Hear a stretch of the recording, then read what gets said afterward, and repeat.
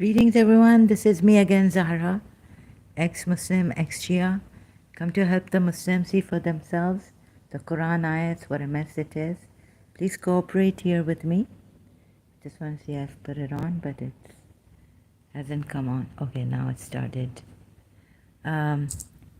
So please cooperate here with me. This is quite hard. Another maybe 1 hour, 2 hour stream, or 2.5 hours, I don't know. So get your tea, grab your snacks. Here we go. So taking polytheism, this makes sense, right? So now, in other words, why some Quran ayats don't make sense, like Sajdah to Adam. And what is the worth of this Sajdah to Adam? Have you been told? I don't think so. I don't think you have been explained about this Sajdah to Adam. Right? And so the worth of it, the value of it, when Allah commanded the angels to prostrate to Adam, they prostrated. And so Allah commanded the angels to prostrate to Adam, Surah 18, Ayat 50, we see in that. So do you realize the worth of this, Muslims?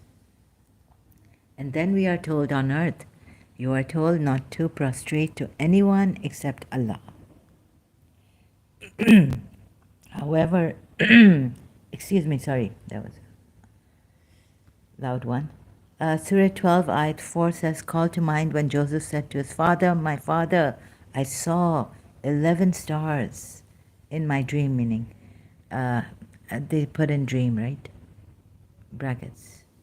11 stars and the sun and the moon, I saw them prostrating themselves before me. Now, why would this happen when Allah says, so this is Sajdah, right, again? In Surah 22, Ayat 18, do you not see that to Allah prostrate whoever is in the heavens and whoever is on the earth, and the sun, the moon, the stars, the mountains, the trees, the moving creatures, and many of the people. But upon many the punishment has been justified. Excuse me. And he whom Allah humiliates, for him there is no bestower of honor. Indeed, Allah does what he wills. And Surah 27, Ayat 24, I found her and her people prostrating to the sun instead of Allah, and Satan has made their deeds pleasing to them. Meaning, you should not prostrate to anyone except for Allah, not the sun. Here we find Bilqis, Queen of Sheba, right? So the bird goes to tell Solomon that there's this queen of Sheba prostrating to the sun. I found her and her people. And what else is there? Surah 27, Ayat 25. And so they do not prostrate to Allah, who brings forth what is hidden within the heavens and the earth, and knows what you conceal and what you declare. Sorry, excuse me, my voice is going weird.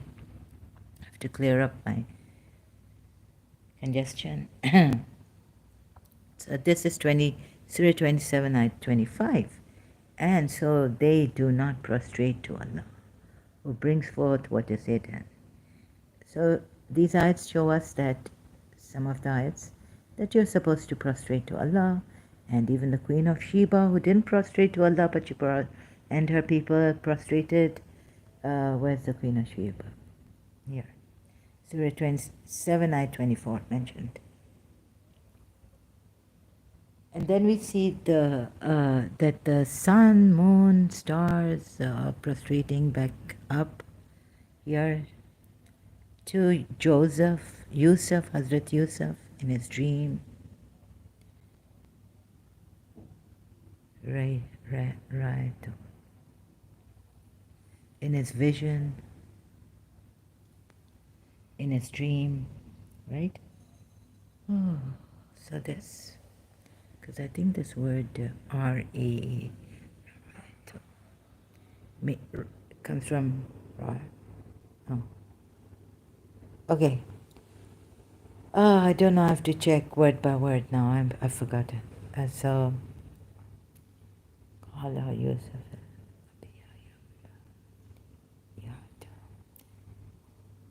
Prostrating them. I saw them. Yeah. So, roya. It comes from the root word. I think roya, or roya is the root word of this, which is vision, right? A dream, even, or a vision. Okay. So now,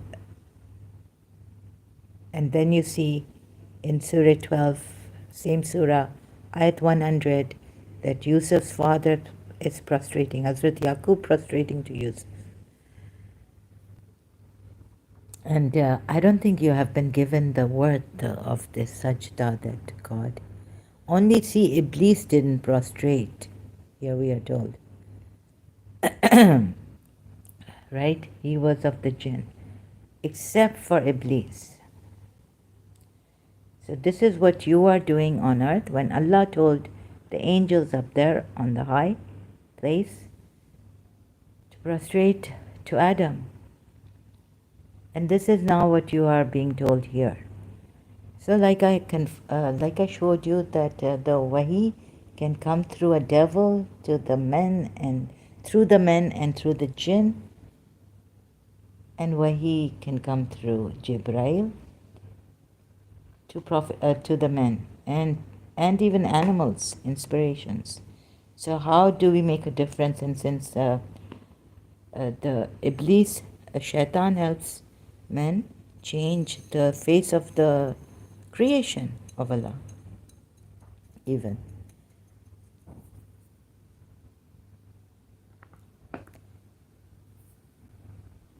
Now, so this also. Prostration, very important. And so then we see Surah 12, Ayat 100, like I told you, that Hazrat Yaqub, and he raised his parents upon the throne. Hazrat Yusuf raised his parents, and they bowed to him in prostration. And he said, "Oh, my father, this is the explanation of my vision." Right? Yeah. My Lord has made it reality. Yeah. So you see this reality that God has made his vision a reality. And so Hazrat Yaqub prostrated, full prostration. This is not ruku, this is full bowing down, sajda. God can make anything come true. If God shows you a dream, he can make a positive thing come. Something positive, even negative things, nightmares come true. Anyhow, but we'll see about that later. The man who we need to bow down to, Allah in Islam, the man who we need to bow down to, but in Islam, you're bowing down to Allah only here on earth. However, He's told the angels to bow to Adam up high. Is he Prophet Muhammad then? Also, that's right. That you have to bow down to. Because of the other Quran ayats or abrogations, the Muslims now don't prostrate to anyone except Allah, like Iblis, Shaitan, refused to prostrate to Adam up high. It allowed, so what is it? It allowed, now it's changed. First it was allowed and now it's changed. Rough notes I've written. First it was allowed and now it's changed. So, okay, Solomon time, Queen Sheba, but no, Hazrat Yusuf time, right? I showed you. So there the thing is that Sunni tafsir, the Islamic tafsir is that footnotes is that before it was allowed, now it's changed since Islam has come. But you see, you have to see things not falling into place, right? Like some ayats which I'll be showing you again. So, and going in a roundabout manner, sometimes now out of sajda, going to, so those who take protectors besides him, how God has written for the polytheists. Sorry, excuse me. And then you find out that there are contradictions. For example, Surah Zumar ayat 3 says, unquestionably, for Allah is the pure religion, and those who take protectors besides them say we only worship them, that they may bring us nearer to Allah. I explained this in the previous live stream. So the awliya, and there's one singular form, waliyakum, in Surah Maida ayat 55, your ally is none but Allah and His Messenger, and those who have believed, those who bow, those who establish prayer and give zakah, and they go into ruku. This is not prostration. While they are in ruku, this is the translation of the Shias. Wa can be while also, while they bow. So the Shias, logically or in some way, they find out that this should be Imam Ali, not all believers, not some believers, but singular form. Even though this is plural, this is Imam Ali, right? So the after Prophet Muhammad, like, or even with Prophet Muhammad, who is this person? Believer. Those who have believed. So why do they point out to Imam Ali here, one person, your ally? Who is Allah telling? Everyone, Allah is telling your ally is none but Allah, His Messenger, and those who have believed. Could He tell those who have believed that, oh, you who have believed? It's like, again, that ayat, right? Which says, oh, believers, believe in Allah and the Messenger and this and that, right? It's like, what? Or you take that ayat as believers who believe in Allah.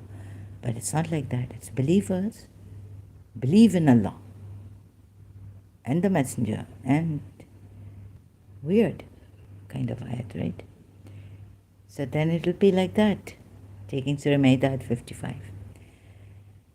So we will come to the back in a roundabout manner.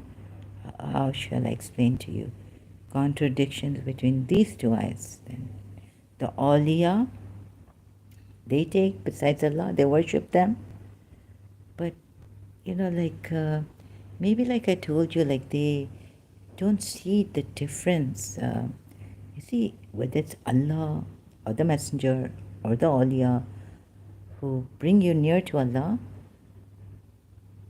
can we say that all of that is Allah? No?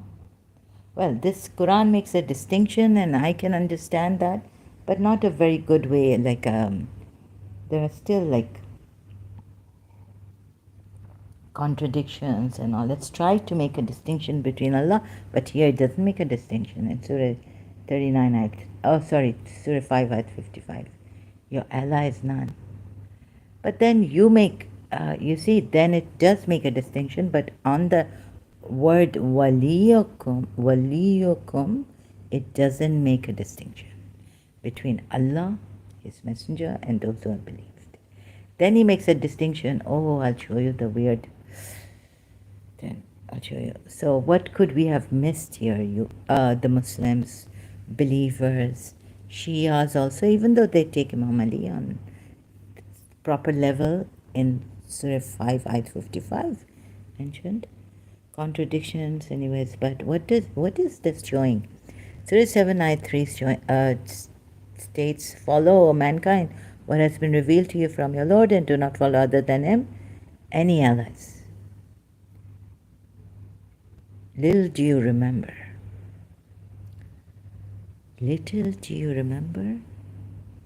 Already it has told you, Surah Maida at 55, your ally is none, waliyukum, but Allah and His Messenger and those who have believed. Then it tells you, follow mankind, what has been revealed to you from your Lord, and do not follow other than Him. So this means that Waliyakum in Surah Maida 55 is not other than him. The messenger is not other than him. All those who believe, who should be taken as Waliyakum on the level with Allah and the messenger, are not other than him, right? Because this is a question of other than him, any allies, awliyas. Little do you remember. And what do you remember? I think he even makes you forget that that the angels were told to bow to Adam. At least the Shia say that the light of the Holy Five came in Hazrat Adam's, on his fingertips, and that's why this. And the names, you remember the names he has taught them. So then the angels bow down because of that. But what is this prostration, first to tell me? Complete submission. Is it like the stream? It's submission to Allah, right? Worship. It's worship also. So the angels were worshipping. Allah made the angels worship Adam, right? Because what does this Sajdah mean? And even Hazrat Yaqub worshipped Hazrat Yusuf. So it's in the Ayat, Surah Yusuf, Ayat 100. What is in this worship? In the Sajdah, worship, submission. That this is verily the word of an honored messenger. What else? Verily this is the word of a noble messenger, and then so that he may hear the words. And if any of the polity seeks your protection, then grant him protection so that he may hear the words of Allah. So this is also, in this, the words of Allah, this is, there is one, right? 3 in 1. Allah's word, Surah 9, Ayat 6. Surah 18, Ayat 19. Rasul Kareem's, this is Jibrail, as your footnotes also say. And Surah 69, Ayat 40, Surah 69, Ayat 40. Verily the word of an honored messenger, your footnotes say this is Prophet Muhammad. The other in Surah Takwir is Jibrail. And everyone knows, all the Muslims know that this is also the word of Allah. So on the same level, right? Same level. Any difference? Has God brought a difference to you on this? Has He explained? Has He given an ayat to say, well, this is like that? What they do, the translators, they say this is the word conveyed. But it doesn't say, verily this is the word of Allah conveyed by the noble messenger, as it should be saying, as they put it in translation. Some translators of this Quran ayat, Surah 81, ayat 19. So it becomes like 3 in 1, because Allah hasn't put it that way, the way your translators of the Quran ayats put it. Again, it's 3 in 1 in the words. Word of Allah and the messenger, and Muhammad the messenger of Allah. The messenger Gabriel. Footnote 1, this is Islamic, on Quran.com, Abul Alam Ududi explains. So this. Another thing is shirk, no shirk, meaning no partner with Allah, but there is someone possessor of power with the owner of the throne, secure, Surah 81, Ayat 20, obeyed there in the heavens, trustworthy, Surah, same Surah, Ayat 21, he did see him on the clear horizon. Prophet Muhammad saw Jibrail on the clear horizon, right? So making of awliyas, you can follow who will guide you, and you would bow down to them. So up till now, like the sajdah to angels, to Adam by angels, commanded by Allah, I think it's the making of awliyas. You can follow, who will guide you, and you will have to bow to them. So remember, angels were asked to bow down, and I think this is like taken from polytheists, in their hearts it came revelations. Maybe the books were burnt at that time. So it's a hodgepodge, it's a mishmash. That's why but you can see from here that shirk, sharik Allah, Allah takes with him, associates with him, possessor of power, Rasul Karim. Now he did see him on the clear horizon. Let's see about this. So Prophet Muhammad is reminded or is shown on the horizon. And you know that you will, it shouldn't be his monopoly. You should see him also on the horizon. Because there's an ayat which says, we will show you our signs in yourselves and or on the horizons and in yourselves, and you will recognize them. That it is the manifest truth or something like this. We'll be coming to it. Surah 17, ayat 42 says, say if there were other gods along with him, as they say they are, then they would have tried to find a way to the Lord of the throne. But there's a Rasul, there's a possessor of power with the owner of the throne secure. Not to forget this word. Surah 81, ayat 20, secure. So, whenever Allah mentions these gods, and somewhere, most of the times he's making mistakes and he gives contradicts himself, comparing it with other ayats, like Surah Takwir and all. Surah 17, ayat 46 says, and we have placed over the hearts coverings, let's say, okay. And when you mention your Lord alone in the Quran, they turn back in aversion. Turn back in aversion in the Quran. So when you mention your Lord alone in the Quran, now this Quran, when you mention, what is this? In my previous live stream I've done it. In the Quran also there's mention of Allah with His messenger. At least let's come to this. Right? So also like contradiction. You see? And so Surah 48, ayat 9, so that you may believe in God and His messenger, support Him, honor Him, praise Him morning and evening, even Surah Fatah, ayat 9. And then Surah 4, ayat 150, indeed those who disbelieve in Allah and His messenger, and they wish that they differentiate between Allah and His messenger. And they say we believe in some and we believe in disbelieve in others, and they wish that they have and they wish that they take between that away. Now this during desiring to forge a compromise. So you know what the Muslims have done, you can see, they do not take Allah and His messenger. They have not understood this ayat properly. I explained this in previous.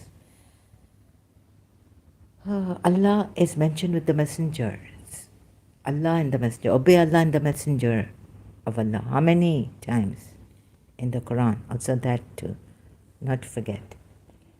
So going quickly now, because I've added some more ayats to this, like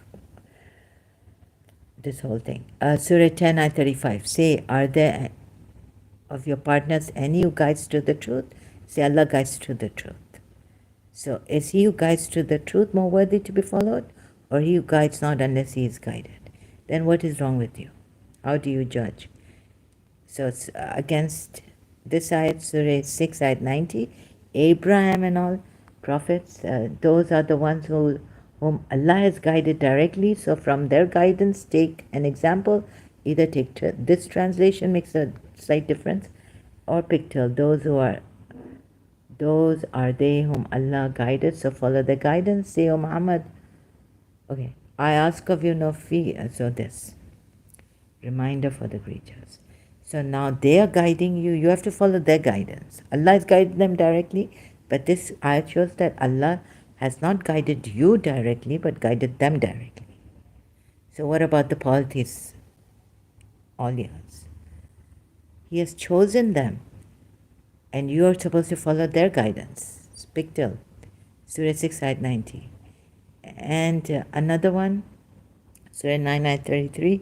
It is He who has sent His messenger with guidance. I added this. I found it. Surah 9, ayat 33. What? It is He who has sent His messenger with guidance to guide you people. Now who is better? See, Allah has not directly guided you. Doesn't even guide your soul. He may, yes, guidance to your heart, but not your soul. And then he sent guides to guide you. And here he tells the disbelievers, Surah 10, Ayat 35, the mushriks, the ones, polytheists who take partners with Allah, and you guides to the truth? Say, Allah guides to the truth.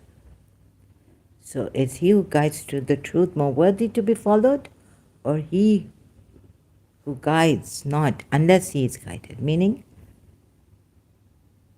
unless he is guided, Allah is more worthy to be followed. Allah guides. Yet he's sending, right, prophets to guide you. Surah 6, Ayat 90 says it clearly, but there's some mistranslation. Surah, then if you don't believe in me in this, then Surah 9, Ayat 33 in my logical deduction and, logic.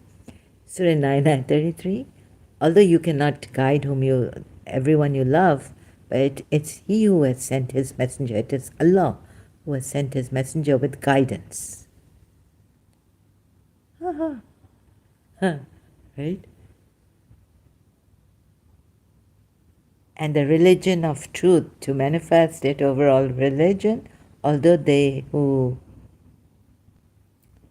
whatever. Oh, sorry, what have I done? Cut this short. I apologize for this. I took it quickly because I'm tired today.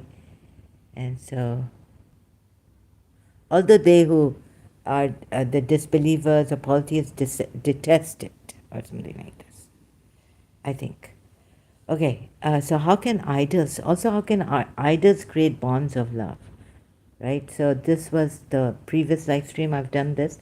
He said you have taken up idols instead of Allah as bonds of love among yourselves.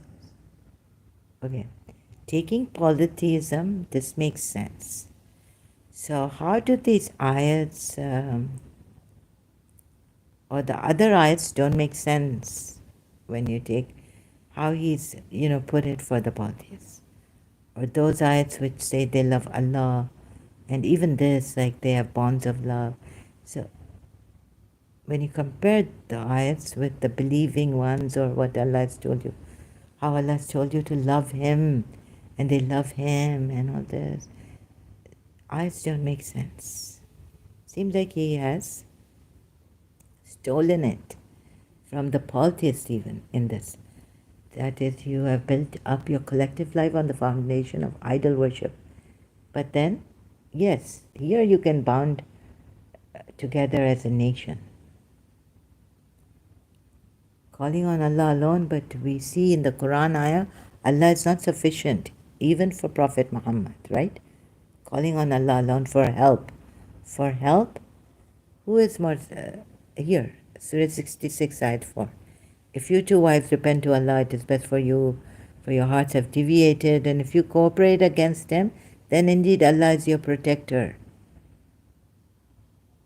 Mawla, and Gabriel, and the righteous of the believers, and the angels, moreover, are His assistants. Okay? So does it make sense? The ayats which say, do not call on other than Allah. And how can these polytheists help you? Right? So now going the other way, taking ayats which are against polytheists, you see, it doesn't make sense. There are contradictions. Yet here, like Prophet Muhammad, Surah 66, Ayat 4, his helpers are not only Allah, but Gabriel, the righteous, believers, and angels, moreover, as assistants. Surah 7, Ayat 194 says, indeed those you, polytheists, call upon besides Allah are servants, i.e. creations, ibadi. Ibadis mean worshippers of Allah. Abdals are like slaves of Allah, servants of Allah. Yet He says ibadi, like you. So, they are servants of Allah, like they are worshippers of Allah, like you. Why you worship them? Why you even call upon them besides Allah? So call upon them and let them respond to you if you should be truthful. Right. Okay. So Surah 7 Ayat 195 says, do they have feet by which they walk? Now, is he jumping to idols? These are men. You say, right, these are created beings and all this. But why did he ask angels to bow to Adam? Tell me. Iblis was bowing to him. We know this. Not from the Quran ayat.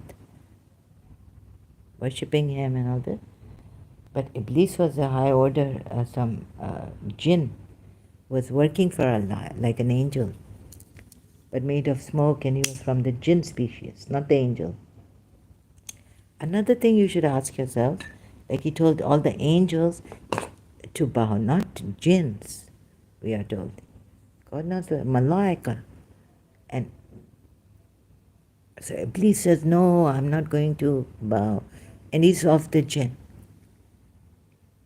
not of the angels.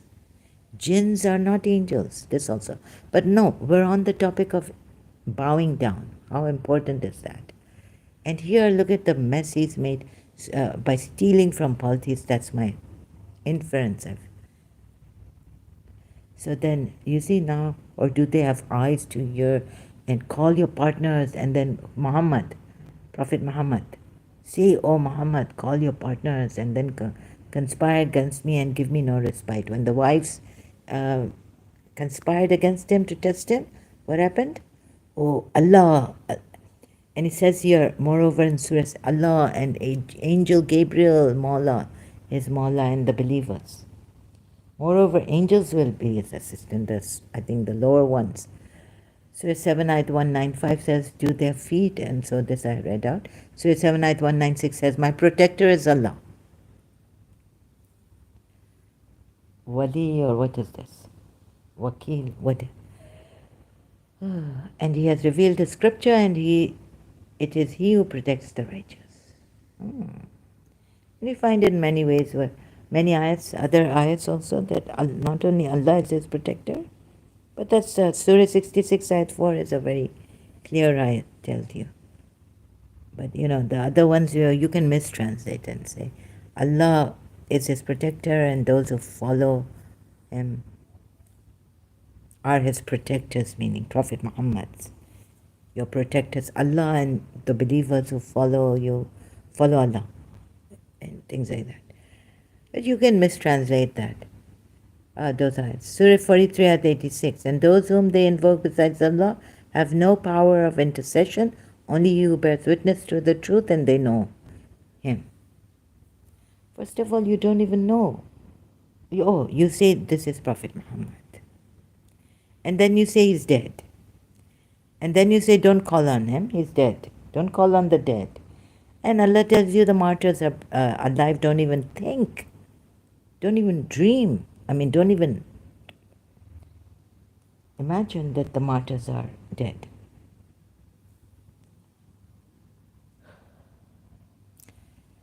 So to remain on the safe side, you take Prophet, the Islam Muslims take Prophet Muhammad as an intercessor on the Day of Judgment. He's dead now. He's gone. You can pray for him.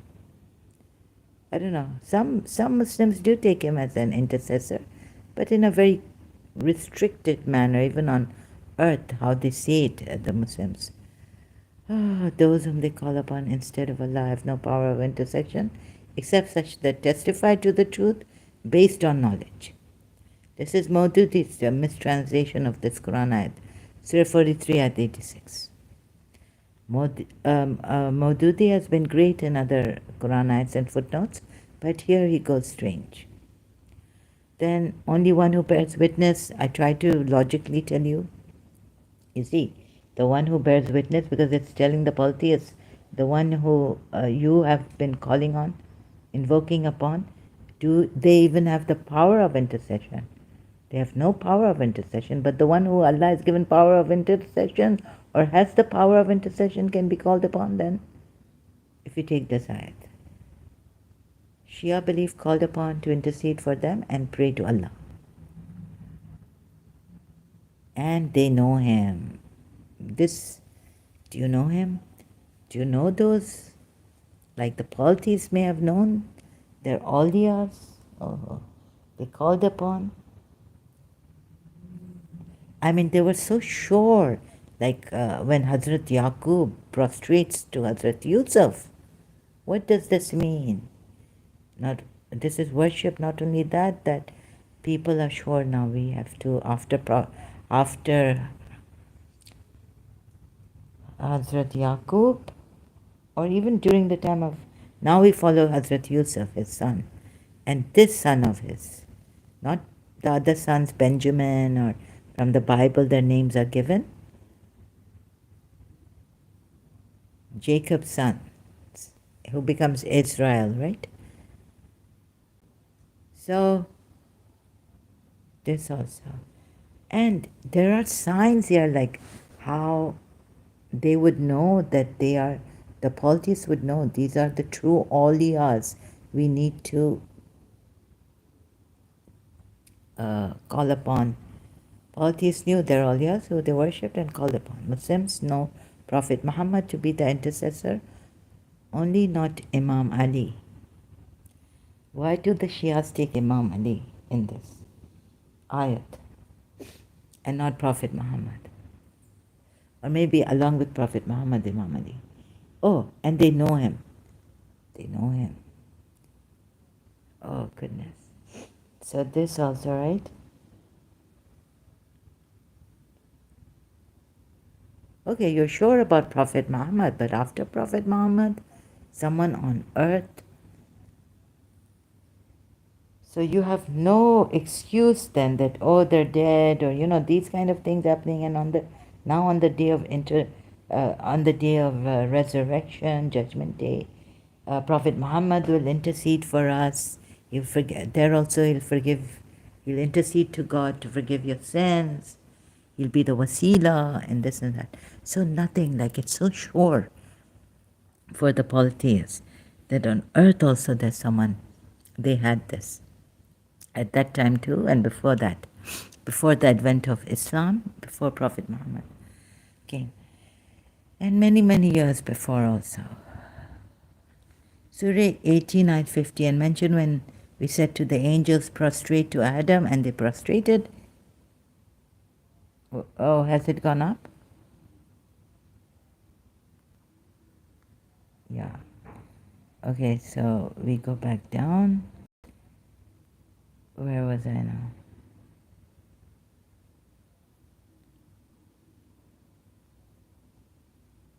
Yeah, so here, Surah 43 on that, ayat 86, and they know him. And then Surah 2, ayat 146 says, those to whom gave the scripture know him as they know their own sons. So to be precise on this, I took Jesus Christ from the Bible. See Matthew, the Gospel of Matthew 16, verses 13 to 17. Jesus came into the country of Caesarea Philippi. He asked his followers, who do people say that I, the Son of Man, am? And there are different versions on this. Who do people say I am? I am the Son of Man. Something like this, okay? But now I'm taking this translation, that I, the Son of Man, am. They said some say you are John the Baptist, and some say Elijah, and others say Jeremiah or one of the early preachers. He said to them, but who do you say that I am? Simon, he asks his disciples, I think. Simon Peter said, you are the Christ, the Son of the living God. Jesus said to him, Simon, son of Jonah, you are happy because you did not learn this from man. My Father in heaven has shown you this. But I don't know whether Jesus explains how the Father in heaven has shown him this. But let me show you a little bit. how you need to have that basirat, that observation, that to go higher and find out that maybe the polity is good and had the tools to meditate or what, how. See, there are clues in this Quran ayahs also. So now, the son, you will recognize him as your own sons. However, Prophet Muhammad is not the father of any of your men, and it doesn't, it says directly you will recognize him as your own sons.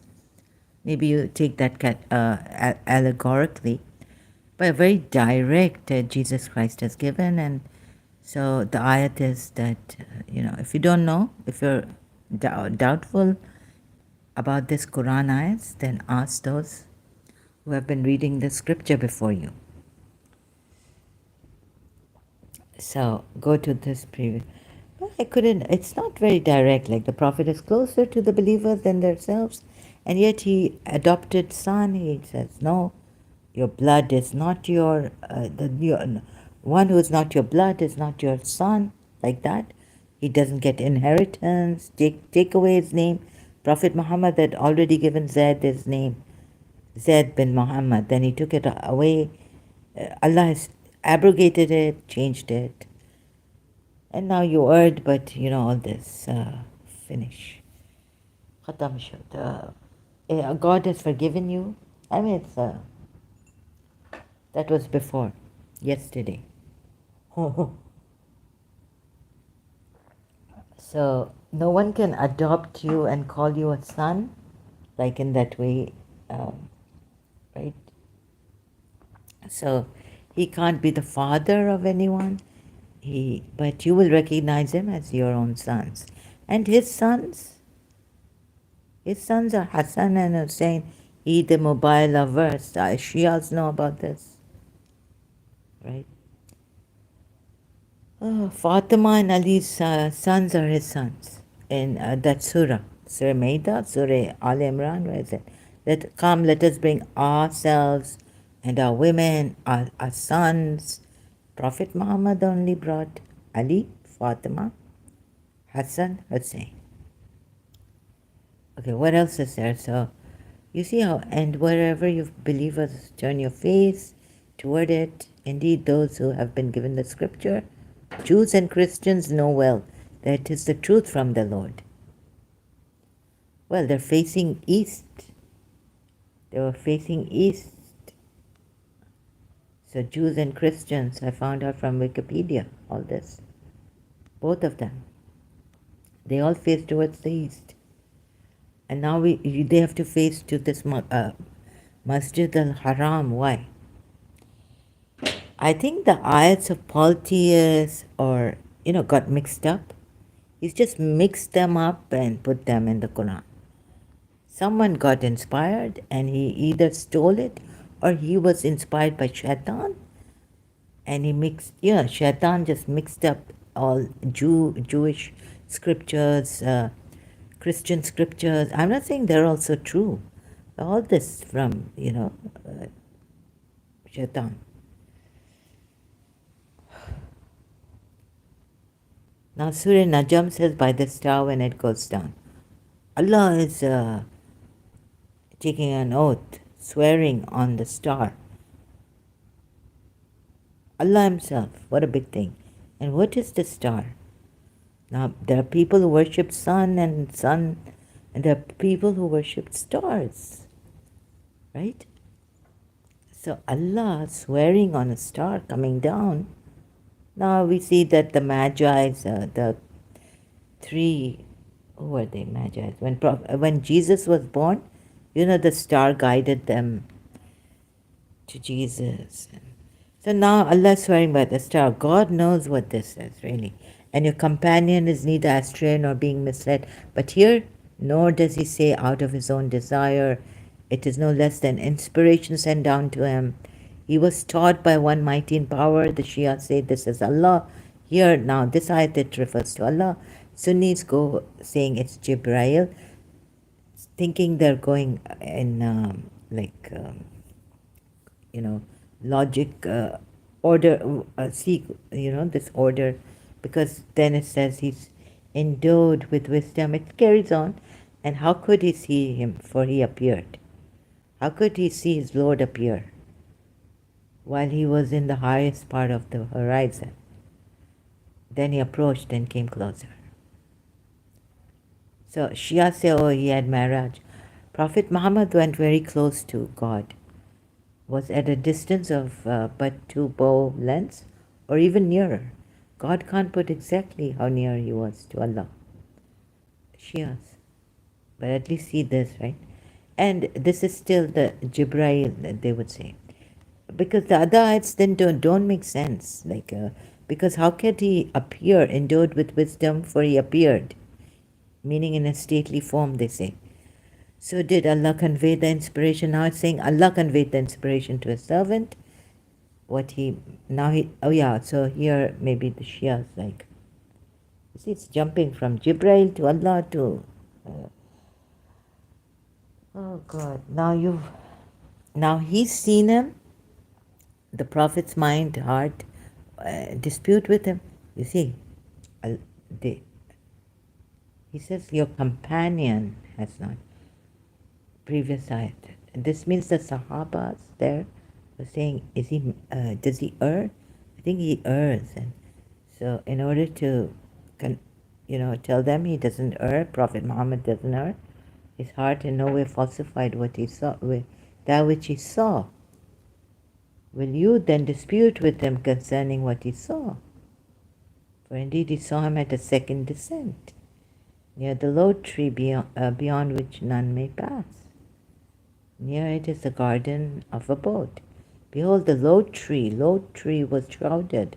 Now, if let's say the idol worshippers make the low tree, they've seen it, you'll say, what low tree are they making? But Allah's house has been made.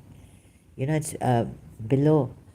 Oh, Abraham and Ismail had this great, knew it, where to make the house of Allah, because above it is the throne of Allah. And the angels go encircling it, praying for the believers, God forgive the believers, and all this. That throne is above it. And so Allah has made that house his house. And now low tree was shrouded. And this is the great signs of Allah. For truly did he see of the signs of his Lord the greatest. Right? I think this is the way the polytheists were showing. Please bear with me patiently. For now, I'll give you a little more clue about this, that this came from the polytheists. And remember in Surah Takwir ayat that he does not withhold knowledge? But he didn't take you with him, did he? He didn't take the Sahabas with him. And he hasn't shown you how to go near to Allah in Mi'raj like he did. Like we've been told that Buraq came and he went on the Buraq, and then Jibrail said, I can't go further than this, otherwise my wings will burn. Now only you go above. Right? So, bear with me. Surah Al-Qiyamah.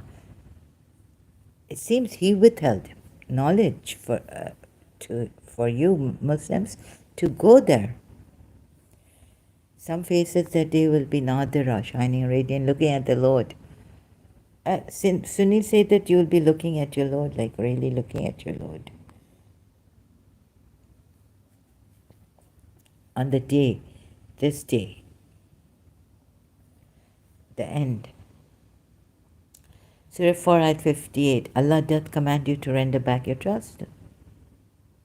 And when you are judged between man and man, then you judge with justice. Okay.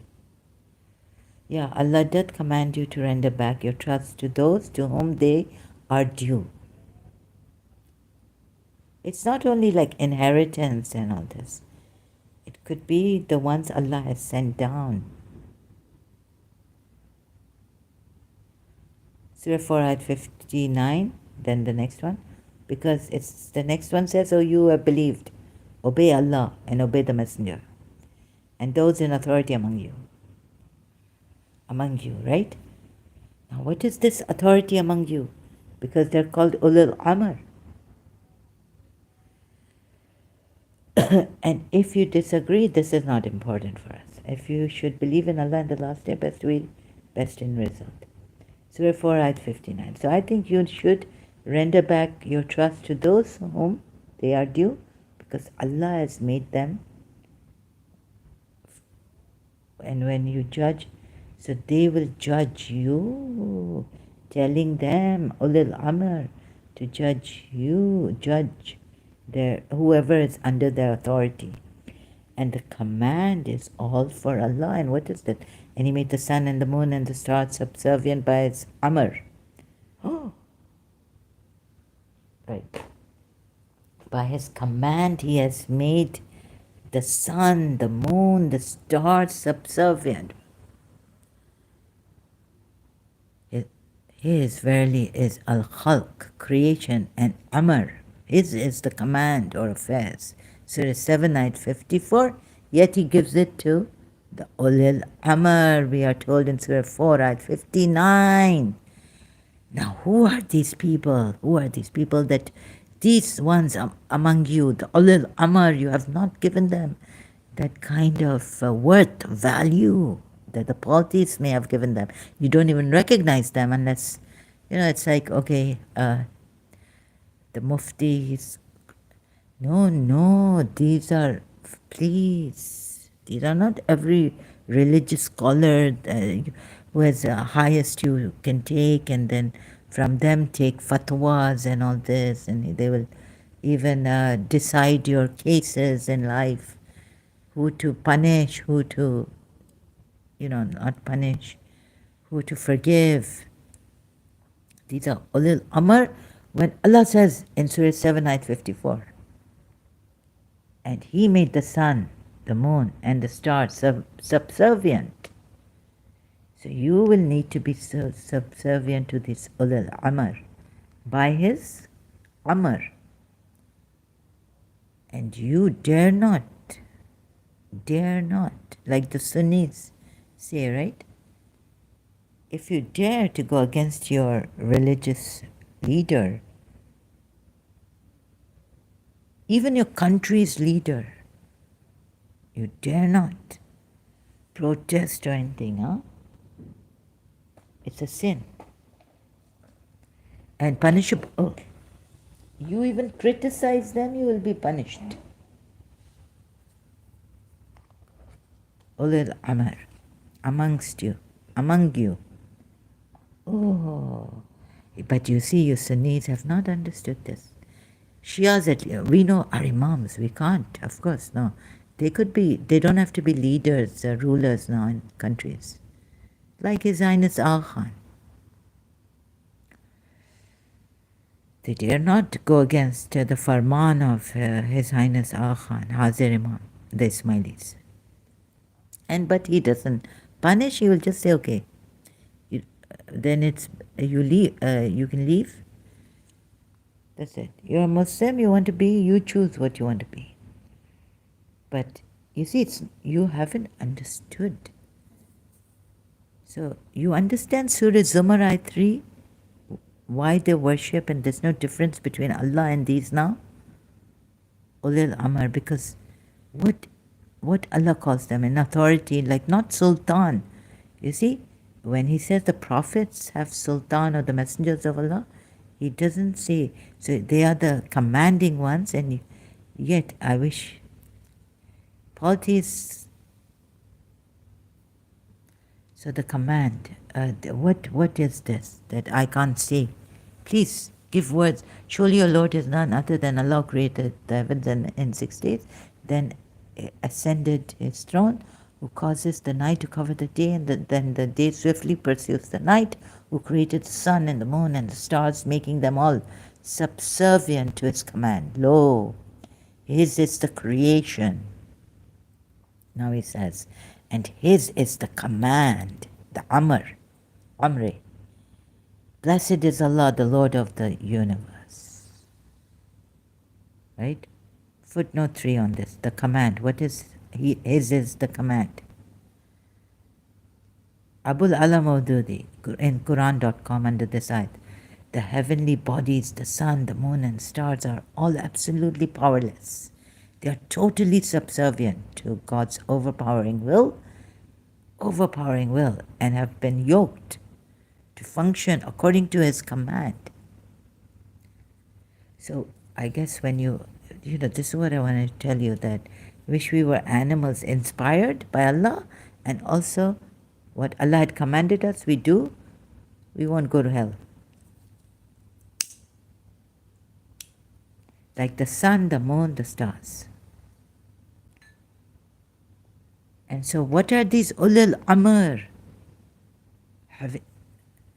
Not called sultan, authority as sultan, but imagine what would be the sultans. But now these are the ulul amr, authority amongst yourself.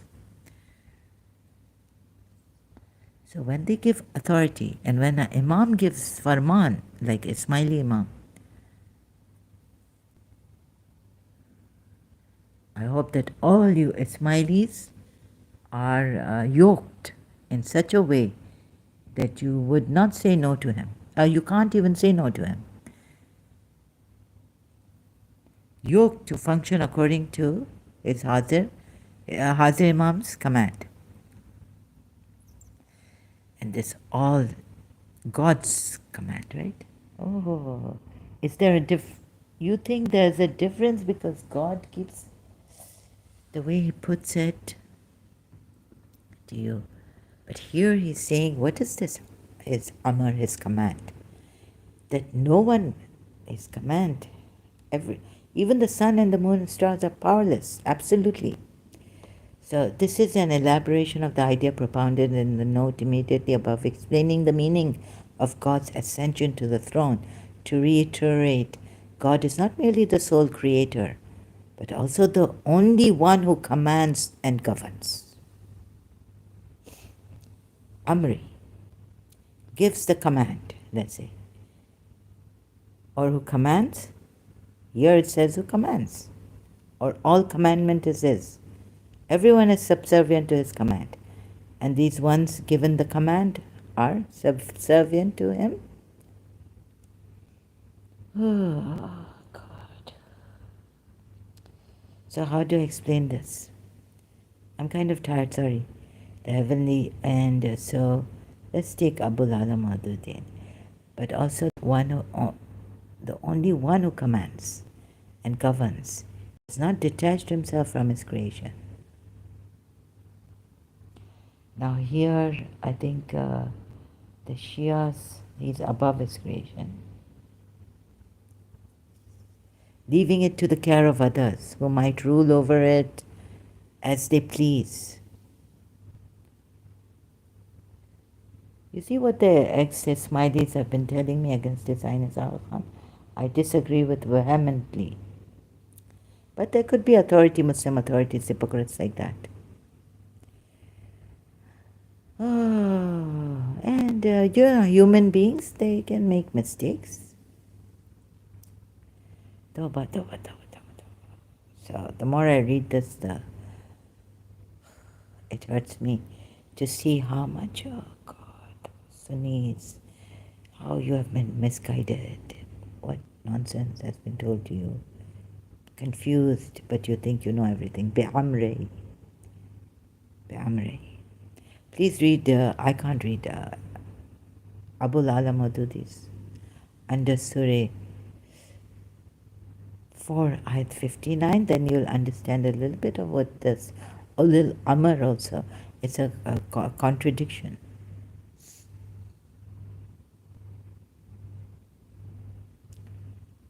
Surah 4, Ayat 59 and Surah 7, Ayat 54. Under Surah 7, Ayat 54, footnote 3. What? Yeah. Oh, yeah, footnote 3 here, the translation. Oh. And indeed, O Muhammad, you received the Quran from one wise and knowing. Wait a minute. There are different translations. Surah 27, Ayat 6 says, and indeed, you received the Quran from one wise and knowing. I saw, what is this? But okay, I took Yusuf Ali, Sahi International, and then Yusuf Ali. As to thee, the Quran is bestowed upon thee from the presence of one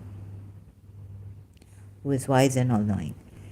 Now, do we know what ladun means from? Min ladun, from near? Like some people have put near in bracket. From near one who is wise and all-knowing. You know what this means? Or does it mean you receive the Quran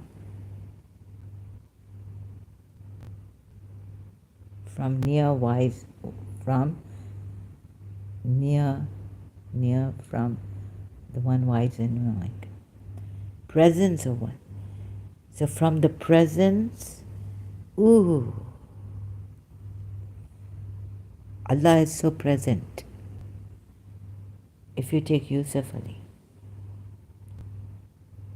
from near, he's near. God knows what this is really.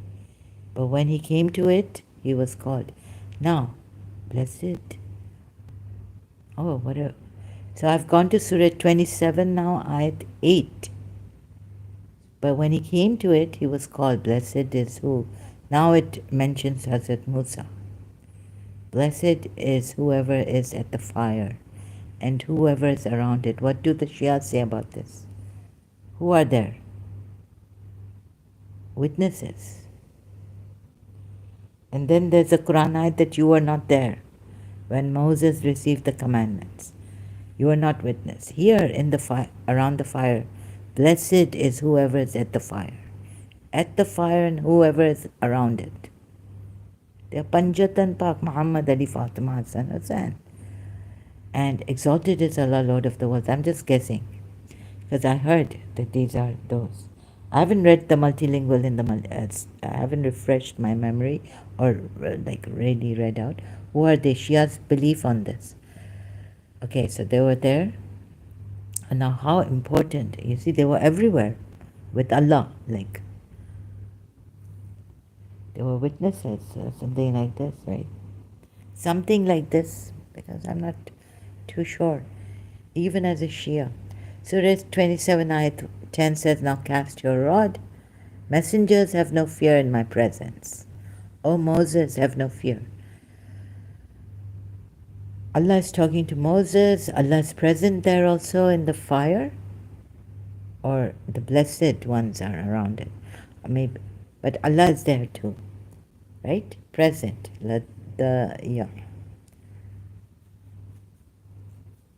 Come to me in submission. So the polities could also be receiving their revelations in the presence of Allah, presence of one who is wise.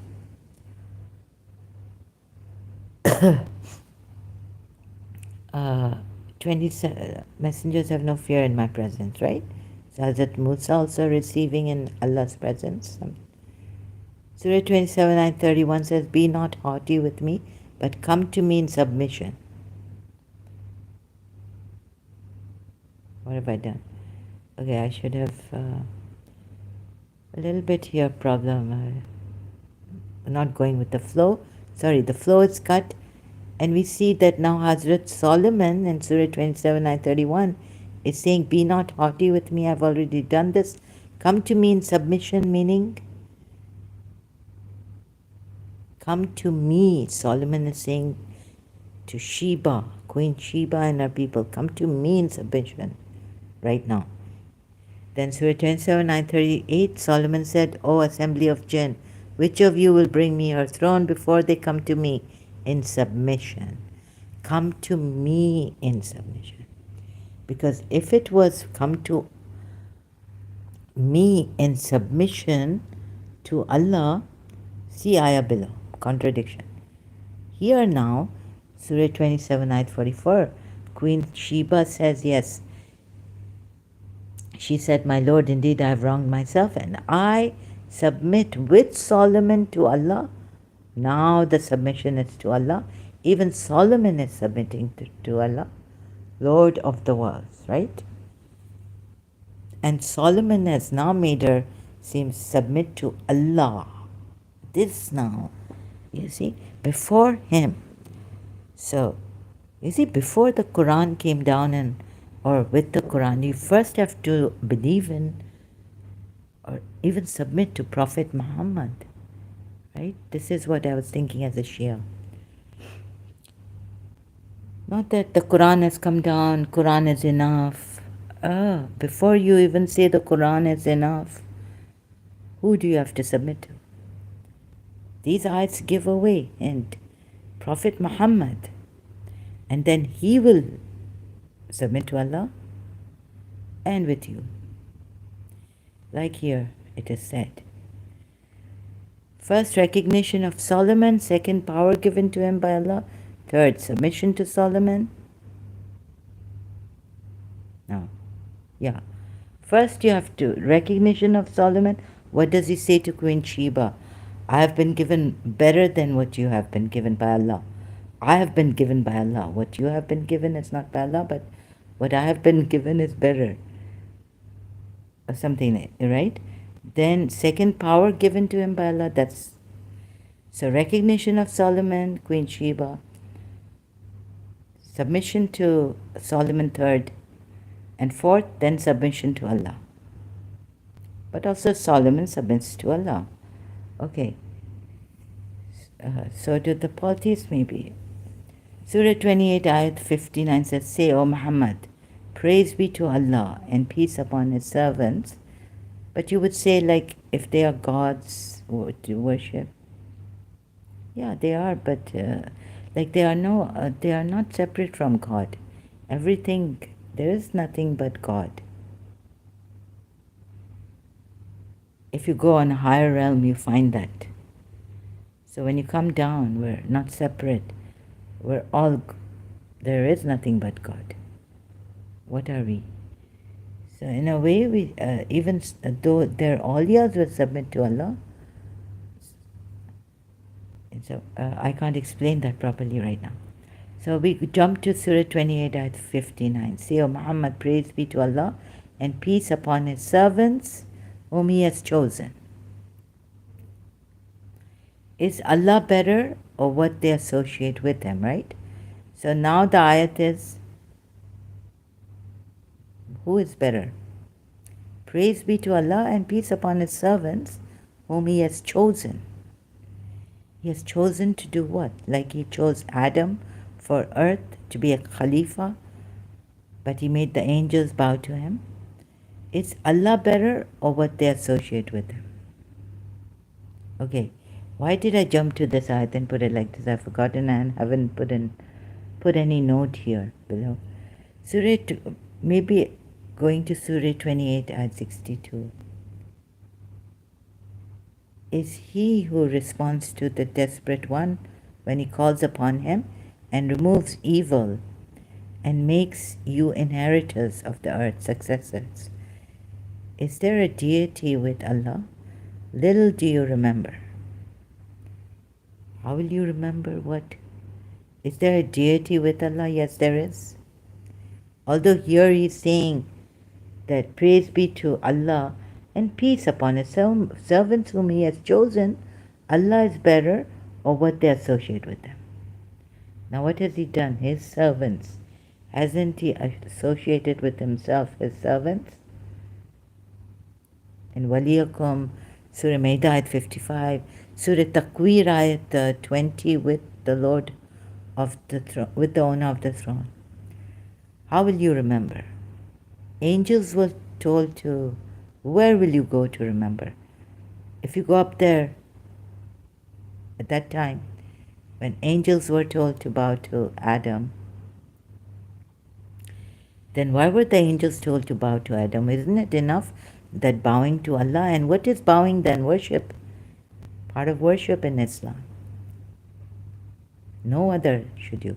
And then you see, where will you go to Hazrat Yusuf and Yaqub's time? Surah Yusuf, ayat 100, you see Hazrat Yaqub bowing to Hazrat Yusuf, not Allah.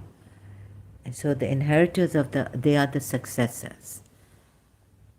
Is there a deity with Allah? Little do you remember. And is there a deity with Allah? But they've come to the level of Allah in this, right? Is Allah better or what they associate with Him? Allah tell us, who is, of course you are better, but don't say that you have not associated anyone with you. So why put it this way to them in Surah 28, Ayat 59, right? We see in Surah Takwir, we see Ulil Amr, what are they? We see Waliyakum and many other things, and even Sajdah to Hazrat Adam at that time. And little do you remember. How can they remember when the... What? Is there a deity with Allah? Yes. Go to, yes, Surah Takwir ayat 20. And Adam, to whom Allah commanded the angels to prostrate, for a great reason, kept away from Muslims. Why? Of course there's a deity with Allah. The Lord of the throne, possessor of power, Rasul Kareem, Surah Takwir ayat 20. Then Surah 27 ayat 64 says, who is it that creates life and reproduces it? Now he's the, he's the creator, so he's also the reproducer. Who is it that gives you provision from the heavens and the earth? Is it another God besides God? Is it another God besides God? Say, show me your evidence then, if what you say is true. How he's put it really for the polytheists. Is there another God besides God? Do they think there's another God? We see in Christianity, no, you see in the ayat for Trinity, like besides Allah, they've taken Maryam, they've taken the son of Maryam, they've taken this Trinity. Besides him, please, they've taken, it's like they've taken three gods. Three separate gods, or that they've called Jesus God. Masih they say is Allah. With Allah, and then he puts besides Allah, they are worshipping three gods other than God. So how has he put it here in Surah 26 ayat 64? See, in a wrong manner. Is it another God beside God? Yes, beside God there's another God, and he's one with this God. They worship this God too, polytheists. Say, show me your evidence then, if what you say is true.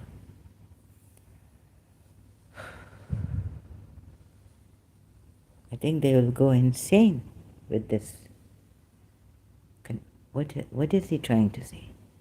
There's an ayat that says, when they go away, they say, what is it that he just said? God is confusing them like anything. This also. Surah 26, ayat 65. Say, none in the heaven and the earth knows the unseen, except Allah.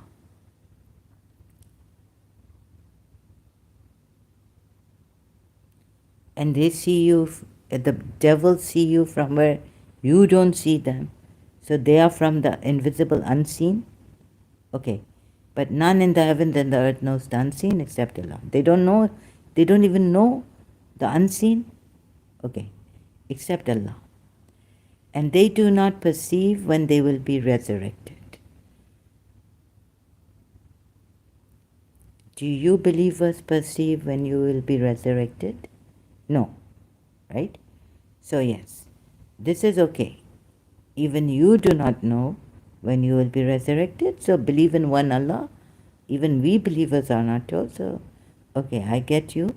But then look at the next ayat. Surah 27, same surah at 66. Still less can their knowledge comprehend the hereafter. Nay, they are in doubt and uncertainty and threaten it. Nay, they are blind thereunto. And thereanent, what's this thereanent? Thereanent. Uncertainty. Okay, what is this? Against the polytheists who take other gods besides Allah, or? So put your trust in Allah, for you are on the manifest truth. Now this also problem coming. So, nay, you are in doubt. Nay, they are in doubt and uncertainty therein. Nay, they are blind thereunto. Still less can their knowledge comprehend the hereafter. Can your knowledge, believers, you are told about the hereafter. You have to believe in it. So you must know the hereafter, right? Not only the disbelief, still less can their knowledge comprehend the hereafter. But when you are told about the hereafter, you must have full proof. Imam Ali says, how is it when he said, I found a saying of Imam Ali that really got to me. And if this ayat comes in, how is it, he says, that the hereafter doesn't even come in your imagination, let alone, meaning, what does he mean? Your mind, believers also. Still less can their knowledge comprehend. Does at least believers, if you say no, okay, we understand that this, of course, no one, even the believers don't have the knowledge of resurrection. They can't perceive it. None knows the unseen except Allah. But at least you, having knowledge of the hereafter, that's why you believe in, believers at least, when you believe in the hereafter, you should have knowledge of the hereafter, right? The last day, this, that. Believe in the last day. Nay, they are in doubt and uncertainty. How has he put it for the polytheists? Because, that's why I had to put, it is another God beside God they worship, meaning, or take. Show me your evidence then if what you say is true. Now, first of all, what is he saying here? Even the believers, the knowledge you have given them about the hereafter is just dead knowledge. Is it living in you, the hereafter? Do you see the hereafter? Imam Ali says, how is it that the hereafter doesn't even come in your imagination? It doesn't come in our imagination even. The hereafter. When we will be standing in front of God and His shin, or we will not be able to bow. Okay, we have been given the knowledge of the hereafter. So you have been, believers, you have been given the knowledge of the hereafter by Allah. And so is he talking about totally like disbelievers who don't even believe in another God? It is another God beside God? Provision from, is it another God beside God who gives you this provision? Show me your evidence then, if what you say is true. So they believe in another God beside this God? So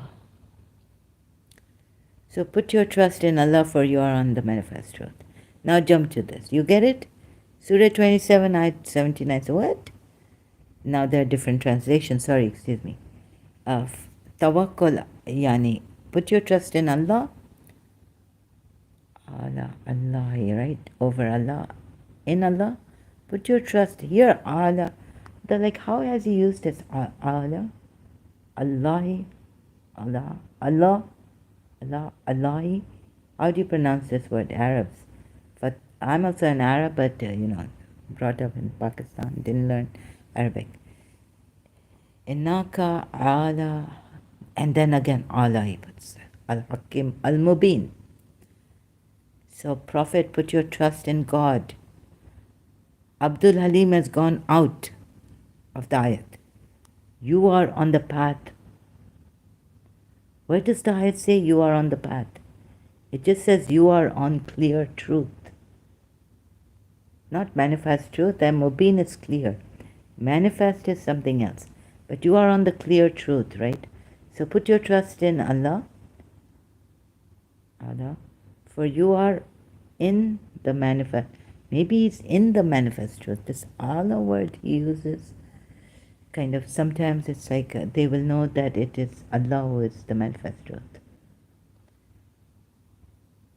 You are over, on, or above Al-Haq, clear, open, Mubin. Oh my God, so who is this person?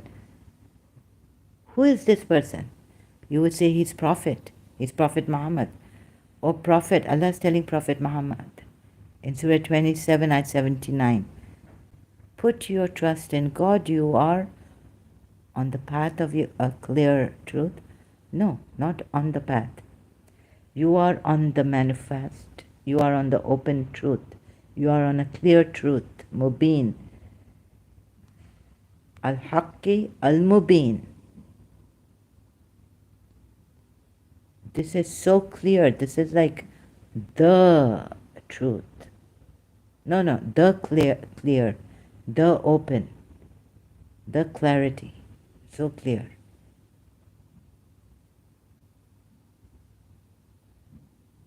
The only. Al-Haqqi. Innaka ala Al-Haqqi al-Mubin. You are over or above Al-Haqq clear Mubin. My God, what is this? So who is this person? This could be from the polytheist, right? Like, it's, I think this could be,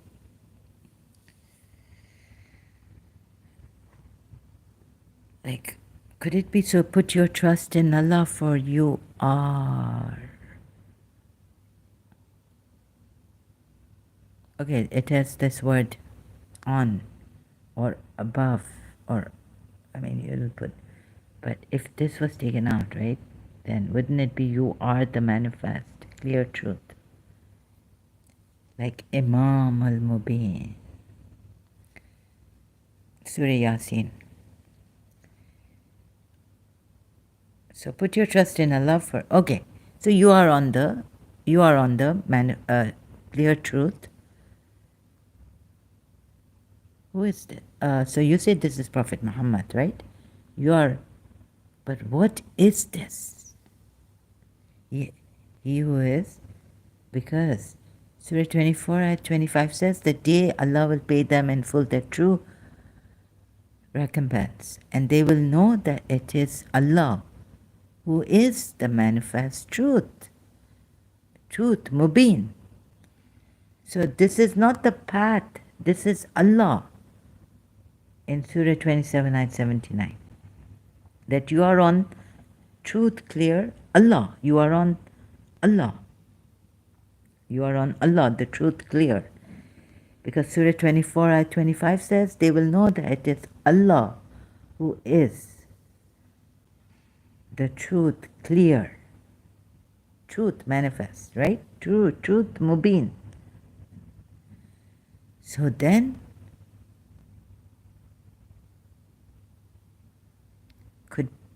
but there's still a difference. The Shias work it out that these are attributes of Allah. It's not Allah. Yet you say they are shirking, they are polytheists, calling on Ali and all this. But in this they are very, they don't even attribute, they don't take the attributes of Allah like you take, the Sunnis take them. He's above his attributes, above existence even. So let's see, Surah 7, ayat 172, bear witness about themselves. So you see, Allah, could it be, see, some put witness about themselves for Allah, how do you pronounce this? A-L-A. And testifying concerning themselves. Made them testify concerning themselves. This word, this A-A-L-A in Arabic. Surah 41, ayat 53. So, it's different. Like it could be you are on the manifest. You are on this attribute of Allah. The truth, clear. Because there in Surah, Allah who is the manifest truth. The truth, Al-Haqq, Mubin, right? Surah 24, ayat 25. Then bear witness about them. This was on A-A-L-A. The word, this. A-A-A-L-A. Triple A-L-A. Anfusihim. when the Lord drew from the children, made them testify concerning. Yusuf Ali says about this AAALA, concerning themselves. Nafsi, this is anfusikum, plural. Surah 41, ayat 53 says, we will show them our signs in the horizons and within themselves until it becomes clear to them that it is the truth. It doesn't say to only Prophet Muhammad, it says to all of you. But is it not sufficient concerning our Lord that He is over all things a witness? No, Allah, it is not sufficient. Because then why did Allah make humans witnesses to their Lord? Huh? What kind of a thing is this? This part of the ayat also. But now going to the, Surah 41, ayat 53. So he doesn't withhold knowledge. Surah Takwir ayat, Prophet Muhammad doesn't withhold knowledge, right? So in Surah Najm ayat, when he saw that what he saw and where he went, knowledge, Allah is supposed to show you what he saw on the horizons. There are signs in the horizon. I thought this was for me too, as a Shia. Allah will show us. Allah will show them our signs. Allah will show them. We will show them our signs in the horizons and within themselves until it becomes, what ayat is this really? So you see from Surah Najm ayat that those companions who were saying that, I think he's gone astray. Allah was telling them, no, and do not even dispute with him what he saw. Like, are you disputing with him what he saw? And he saw, so you're supposed to see Jibreel too on the horizon. At that time, what is this ayat? And we will show, and I'm supposed to see Jibreel as a Shia Muslim on the horizon then. And go near to him and then descend, then ascend even more higher and all this, right? And within themselves until it becomes clear, mubin, to them, or clear to them, proven to them that it is the truth. And then he goes on saying, but is it not sufficient concerning your Lord that He is over all things a witness? Now, okay. And no, it is not sufficient. Because how could He make you a witness to Him as your Lord?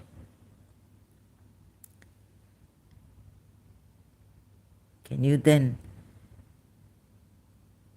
do you know the witness? You don't even know the witness. How to witness? You can't get this. Or maybe I'm wrong. Let me see. Have I become too... No. I don't think I've become too overconfident about this. Look. But is it not sufficient concerning your Lord that He is over all things a witness? We need to realize how is He over all things a witness, right? If we're not the witnesses, how do we know that the Lord is sufficient over all things a witness? Then why did He make humans witnesses to their Lord? Would it be proper to say this, correct, or this way? Yes, so we have been witnesses to the Lord. And now He's asking us, is it not sufficient? This kind of, sometimes, I love philosophy, logic, but sometimes I get confused in it. Like when I read Kant.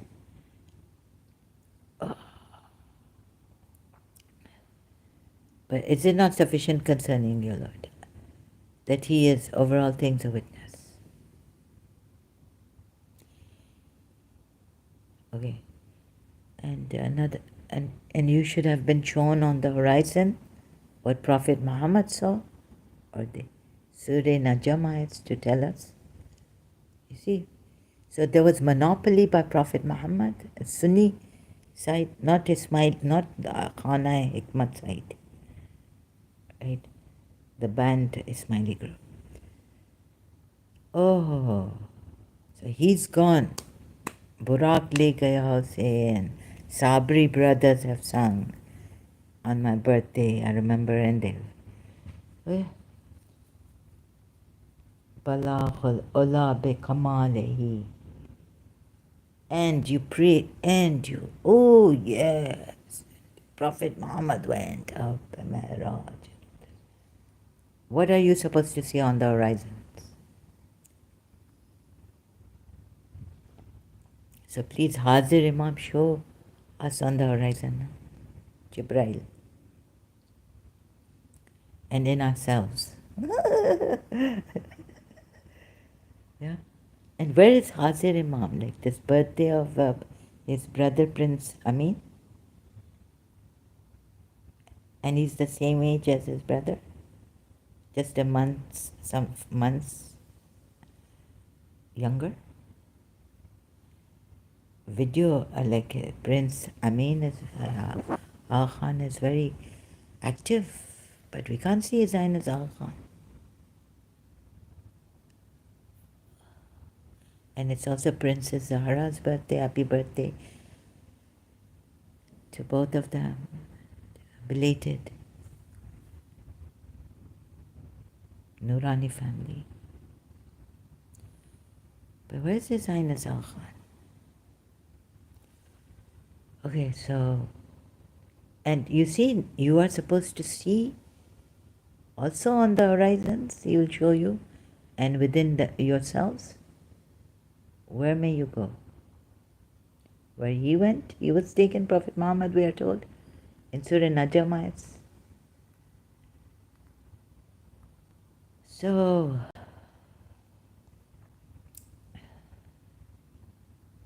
by the star when it goes down. Oh, your companion is neither astray nor being misled. And he saw him. I jumped.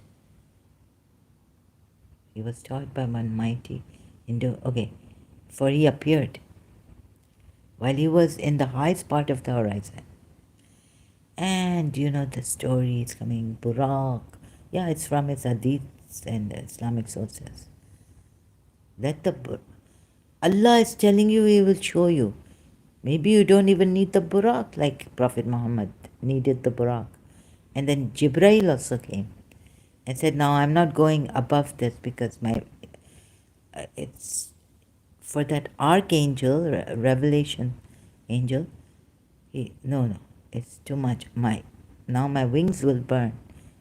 Shia Majlis and all this.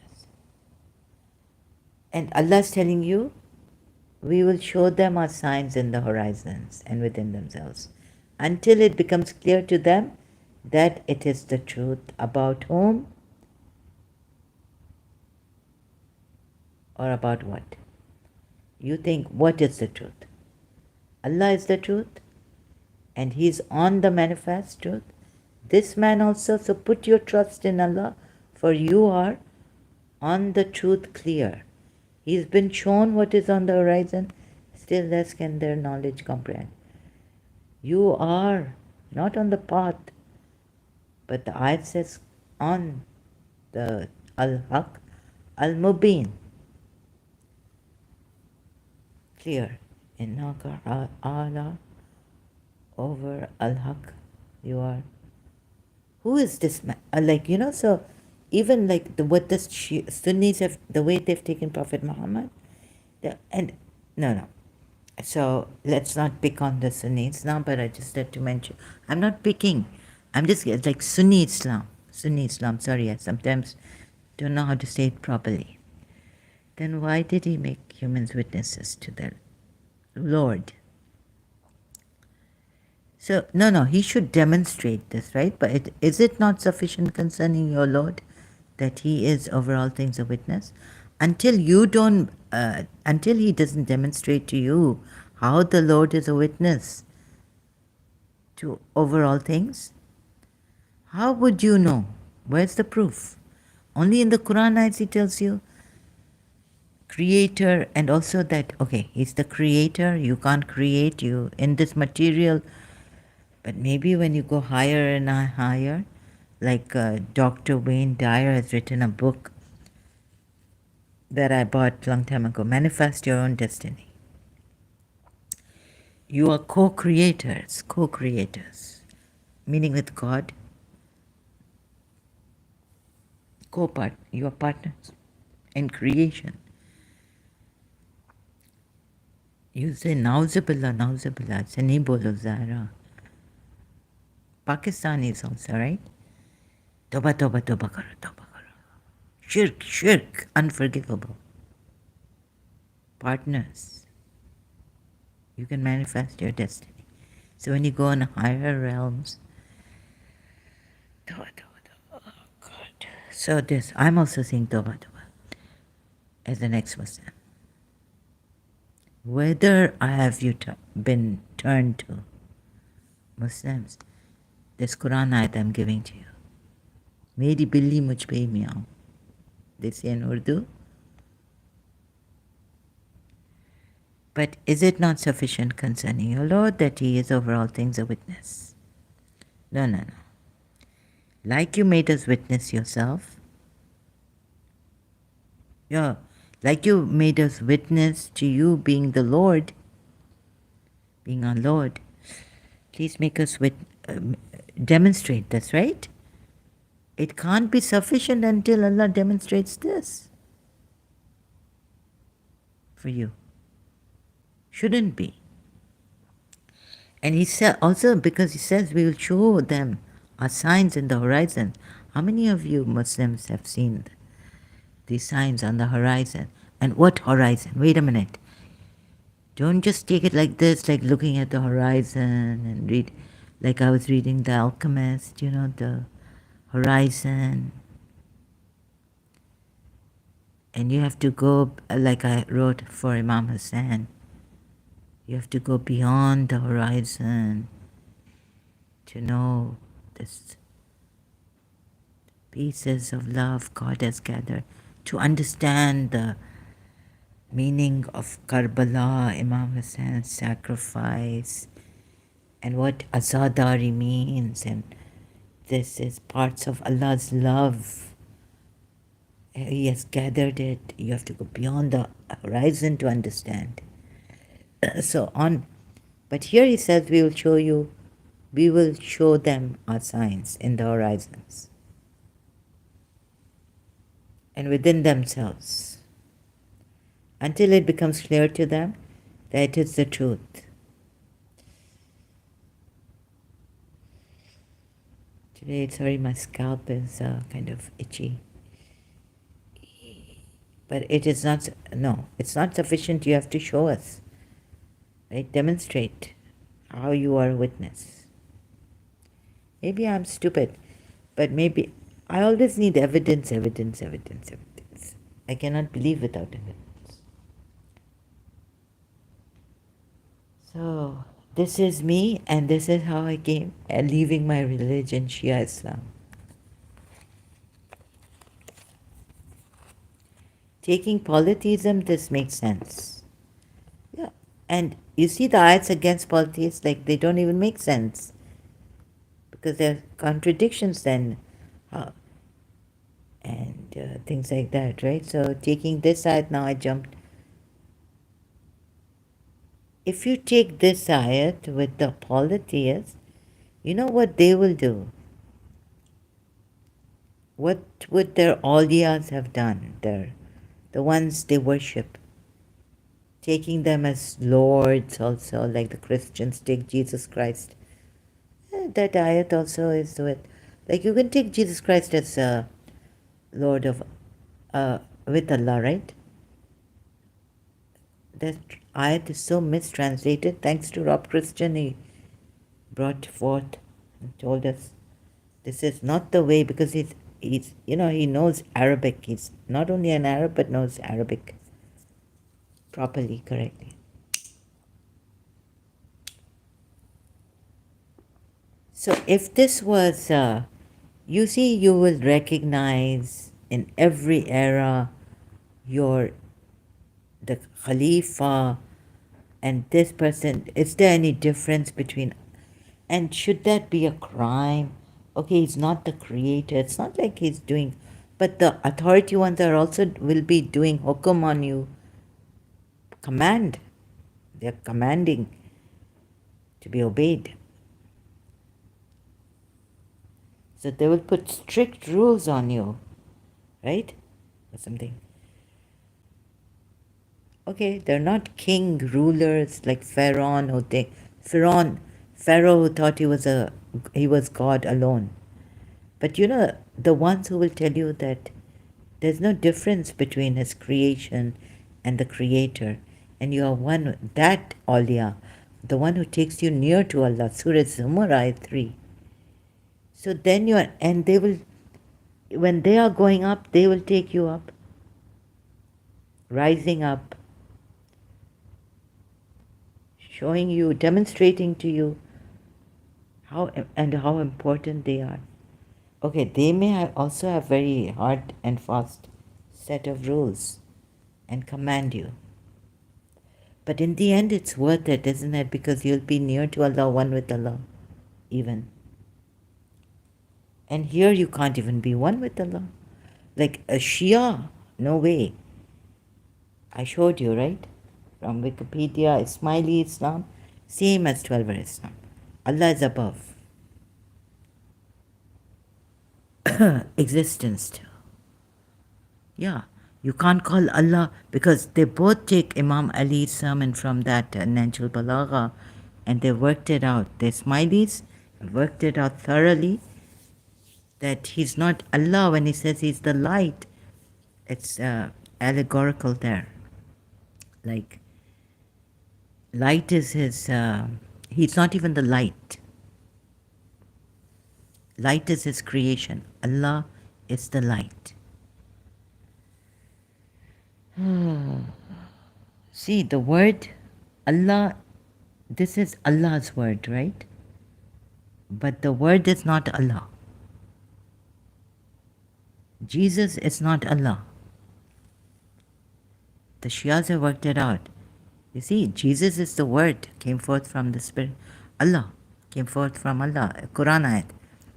You can call Jesus the Spirit of Allah too, but he's not Allah. The Spirit is the creation of Allah. And even if Allah has put it this way, Allah is the light, still they say that the light of Allah is a creation of Allah. But it is not Allah. Allah is beyond existence, beyond light. Light has some,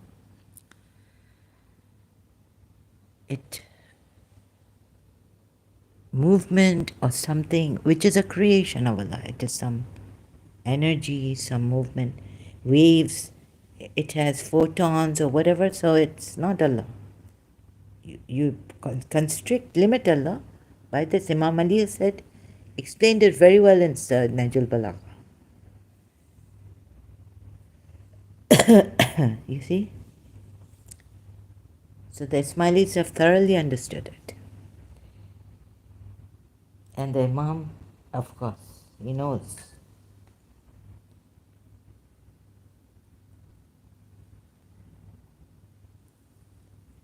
So that heavily dependent, that Imam give you light, or can you give us this?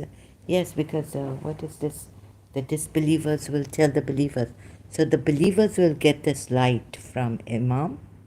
He's the mazhar, he's the light, he's Allah's light and everything. But that's not Allah. Still not Allah. And this, people come up with all sorts of things about His Highness Aga Khan. They call Ali Allah. Baba, if they are calling Ali Allah, how can you say that? When Allah is the Ismailis, you need to understand overall. Allah is beyond.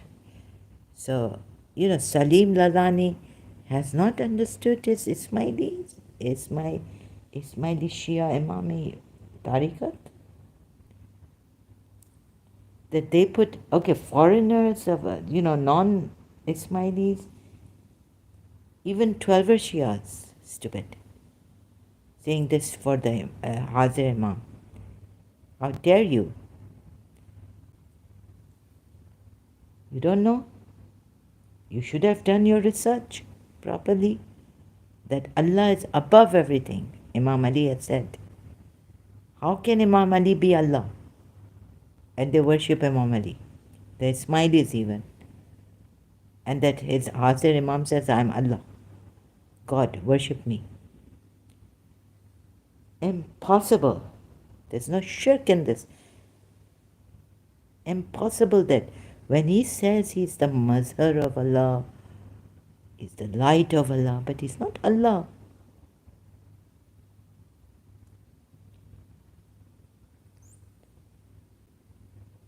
What kind of people are you really? Giving a bad... You have misunderstood. Like the Sunnis have misunderstood the 12 Shias. Forget the Ismaili Shias. Then, because, one friend was asking me, oh, what do you think?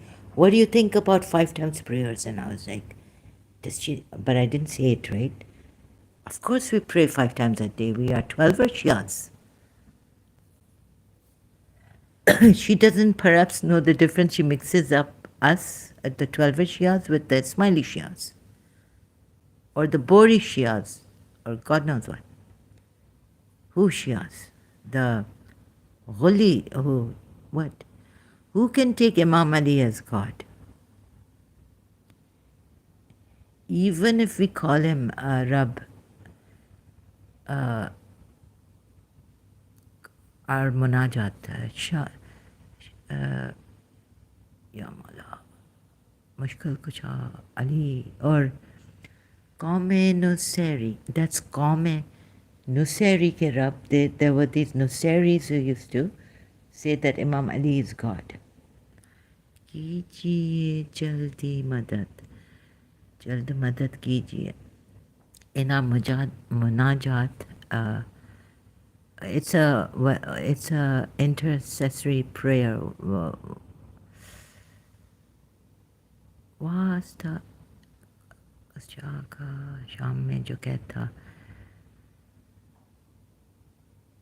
आइए जल्दी दीजिए मुराद जल्द मदद कीजिए ऐ शाहे दुल सवार जल्द मदद कीजिए ऐ शाहे दुल सवार. And we say comment or sorry, then we stop saying comment. They told us not to say this in the munajat. We had to take it out. After Khomeini came, or even before Khomeini. But then, my grandaunt, all, they stopped this munajat. We're not supposed to say, Qaume Nusayri, the ummat of the Nusayris, Rab, Lord. So, but the Lord is there. So you would have understood and recognized the Imam if you were polytheist.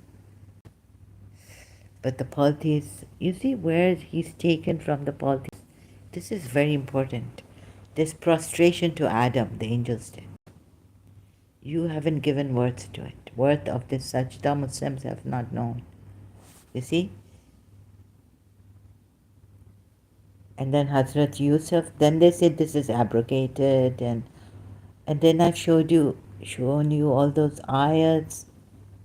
It's really, so what have you missed here? What am I trying to tell you?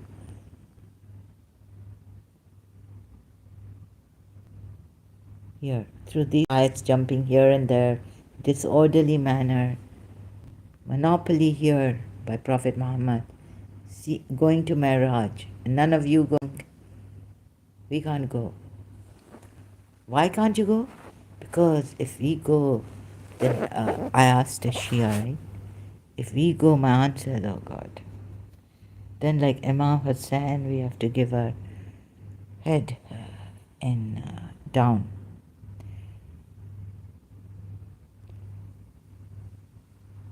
Only his Nana went. God knows what reasons. We can't go up for Miraj. Monopoly. Then how did Imam Hussain go for Miraj? In prostration.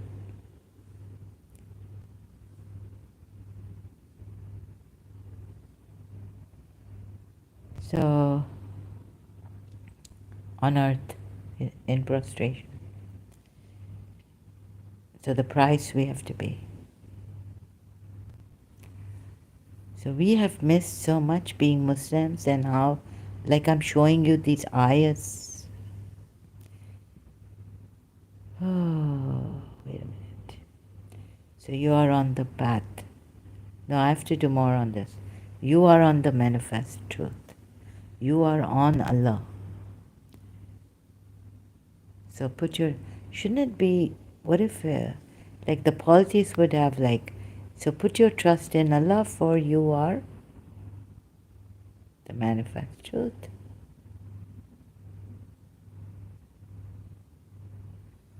You see, once you get the truth from Allah, then you are the manifest truth, right? Not that you are on the manifest truth. Then are you not one with this truth, Mubin? Let me see, Imam al-Mubin. How is it?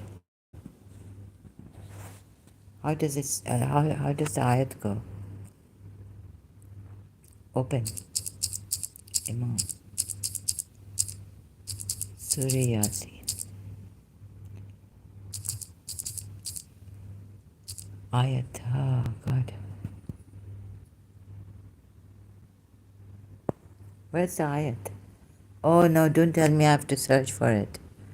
Imam al. Imam. Is it Imam al or Imam al Mubin? Oh.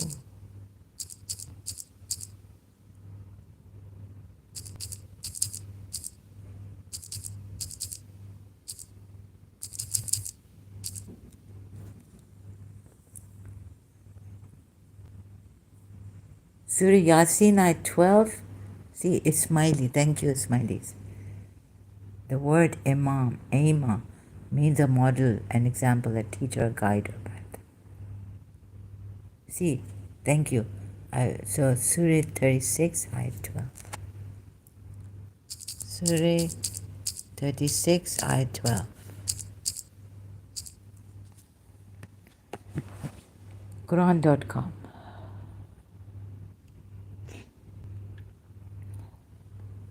Oh my God, so indeed so no duality also? Indeed we give life to the dead and we record what they have sent before and their footprints and everything.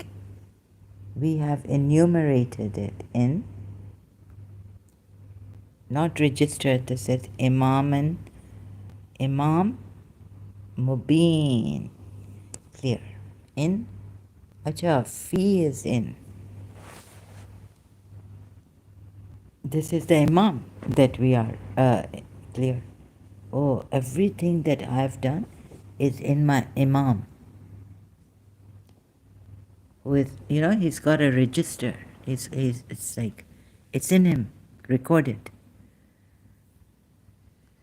Okay, so what did I want to see? How this was written, sent before, and we have enumerated it. Register. Oh my God, this poor Imam. He's got everything. Like he has to remember a word, contain. He's a container. He's a record keeper. Indeed, we not only Munkar and Nakir, the angels, who sit on the left and right writing down, and they will come appear in the grave, ask us.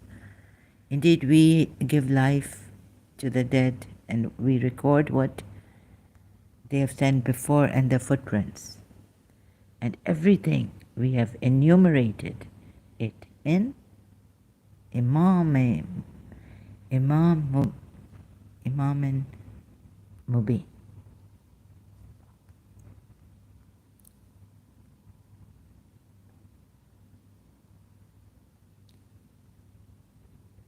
We have encompassed that in a clear book. This poor Imam, he's got everything of his murids, all actions in him.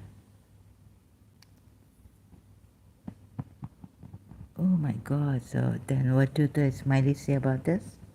But I was looking for, like, so if you are the man, should there be any duality? Now the duality question I think should be asked. The word Imam al-Mubin occurred twice in the Quran, Surah 36 at 12 and Surah 15 at 79. The word Imam, plural, Ima, means a model, an exemplar, a teacher, a guide, or a path. The word Mubin means open. It also means manifest, apparent, present, or visible. So besides the word Mubin has a special significance in Arabic. Mubin and the root byn means readily apparent. Thus Imam al-Mubin means manifest, apparent Imam, or apparent Imam. The Christian crusaders and their Occidental chronicles were completely ignorant of Islam. They knew Islam through the literature of the Sunnis and translated the Quran in the same vein. You see, most of them do this, the ex-Muslims also. The only Christian prince does on Shia Islam. So, what is the end result of this? Amr bin Yasir relates, once I passed through a valley with Ali ibn Abu Talib, where we saw a tremendous heap of the ants. I asked, is there anyone who can count these ants? Ali said, verily I can show a person who can count them and knows even their genders. Okay, I asked, who is that person? Ali said, did you not read the chapter of Yasin in the Quran containing the verse? This is what it means. Thank you. Do you have to sign in? So, Prophet also said, there's no knowledge that my Lord has not taught me, and that I have not taught Ali. Whatever knowledge God has taught me, I have vested it within Ali. Tafsir al-Muttaqeen, page 5 to 8. Dur-e-Manthur. Lo, Prophet said, lo, he is the Imam al-Mubin, the Prophet. Imam Ali, oh God. The Prophet said, no, when it was asked, does it mean the gospel? The Prophet replied in negative. Surah 36, ayat 12.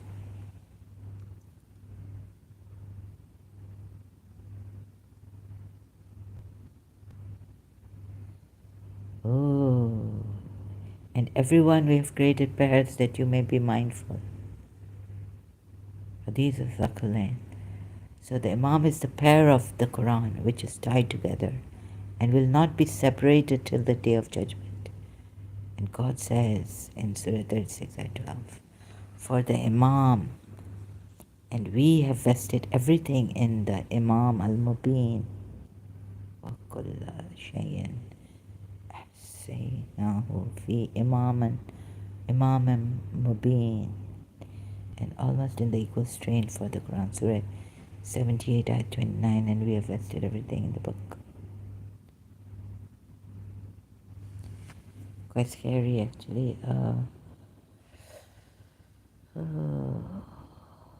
Means law mahfuz. If Imam al-Mubin means law mahfuz, then it will mean that both prophets were in or on the law mahfuz.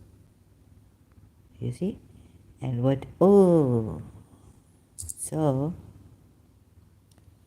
this guy, so put your trust in Allah, whoever Allah tells to put you. maybe Prophet Muhammad, right? Sorry, not this guy. For you are, if he is on the manifest truth, oh my God, then he is on Allah, because Allah is the manifest truth.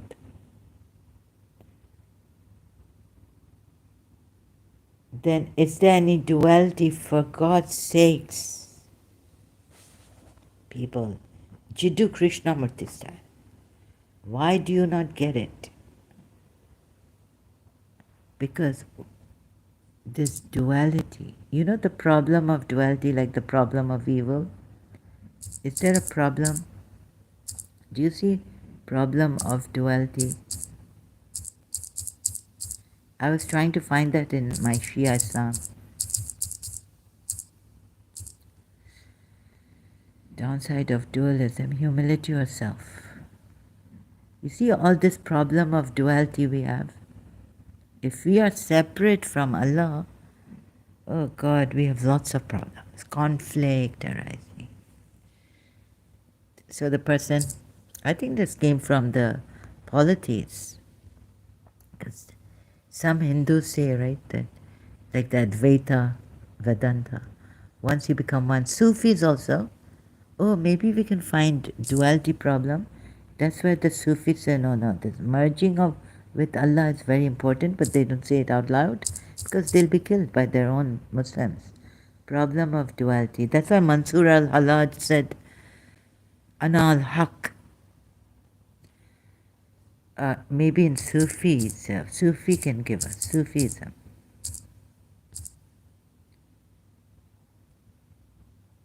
You see this falafel, like falafel, not falafel, something you eat in Arabic. Similarly, Sufism says about the union of man and God. Don't turn. And declares the unity between them. Yes. But identical with God, the last goal of a mystic is to unite his carnal self with God. So Sufism also refutes the duality, refutes it. Oh no. Understanding duality of God through Sufi. This is where the Sufi undergoes an ego dissolution and realizes that God is the only wujud or reality. They realize they are God. Shafiqa Othman, medium. Thank you. I'm not going in the website, okay? But I think this is, but not in an maybe I have to go in the website and compromise my, wait a minute, I just have to pause.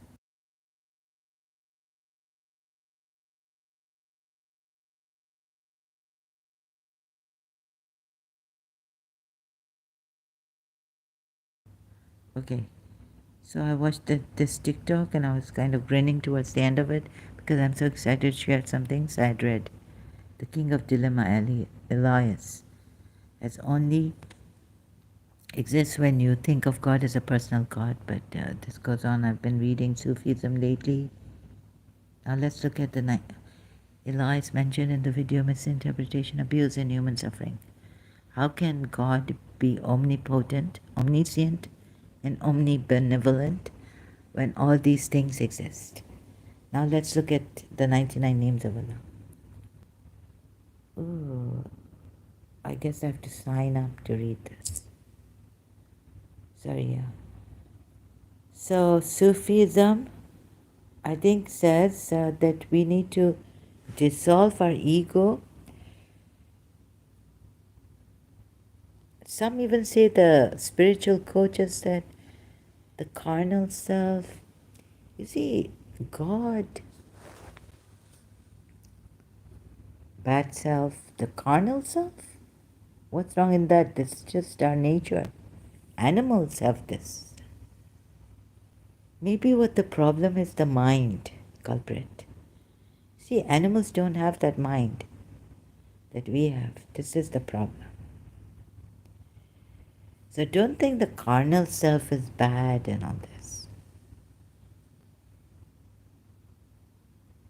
So that God doesn't.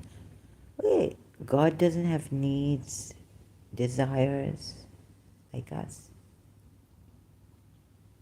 He's empty. Mr. God, this is Anna by Finn. I remember a quote from there. How she comes up to that Mr. God is empty. He doesn't reflect anything back. So the flower that doesn't want the yellow bit color, it reflects the yellow, and then we see it as yellow. But that's the color it doesn't want. The flower doesn't want. But God is empty. She comes up like that about God. Being identical with God, last goal of the Sufis. I don't know why I don't get it properly.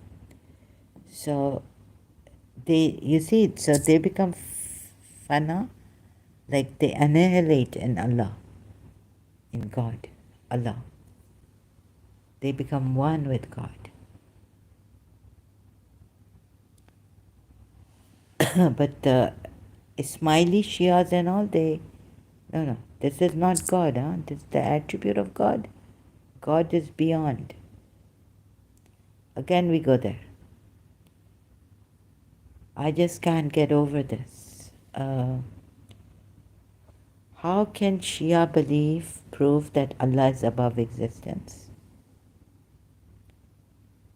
And that, wouldn't that be like this duality, and duality is do you see that duality is a problem?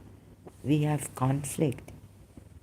Yeah, but Imam Hussain proved that even as a servant of Allah, not Allah himself, can go to such lengths, sacrificing.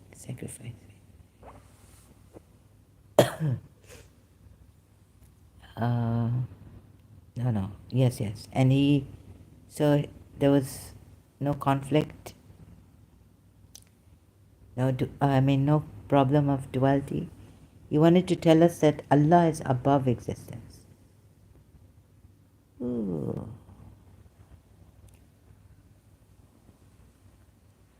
The knowledge of God's existence is given in the Quran, but no proof is given of God's existence.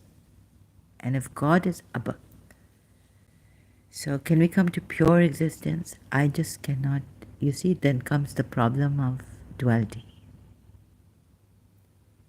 Okay, we are human beings, and God is above human beings, and God can't be human. Then tell me, how can God come into a little butterfly? I used to wonder like this, like Anna did in Mr. God, this is Anna. Like, how does God know how the butterfly feels, how the ladybird feels?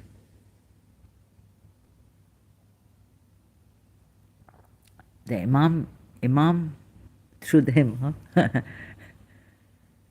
Right? So we have Shiva, and you see, please, let's help Hazir Imam too.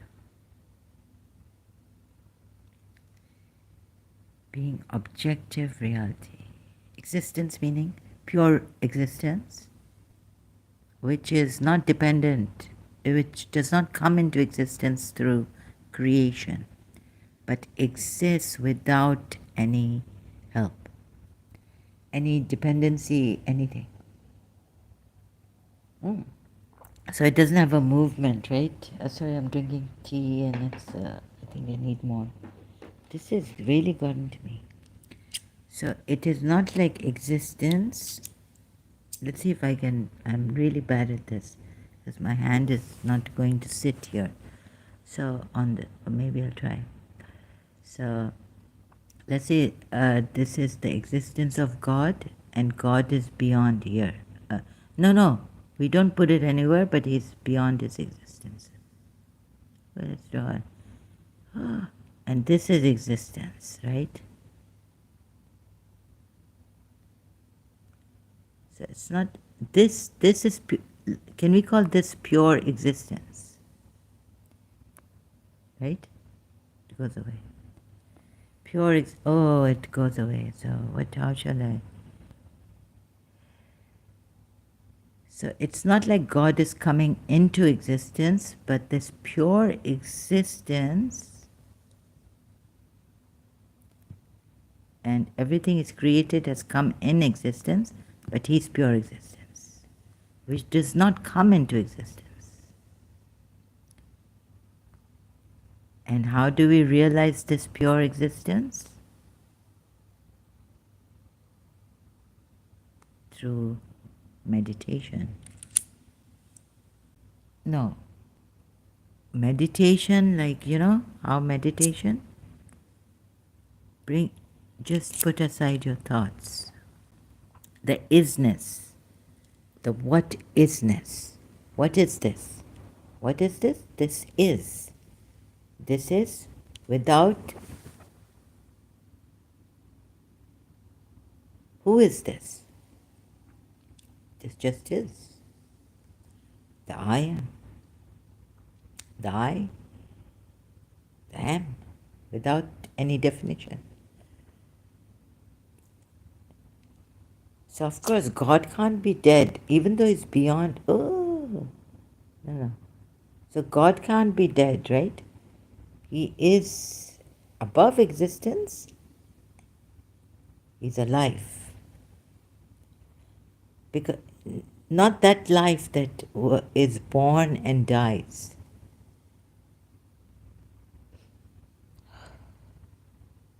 So, and this Allah doesn't come into existence. He's beyond existence. And this existence, if I can prove, the pure existence. Oh, you are that also. Is that beyond existence? Like the thing that which doesn't come into existence, but purely exists without coming into existence.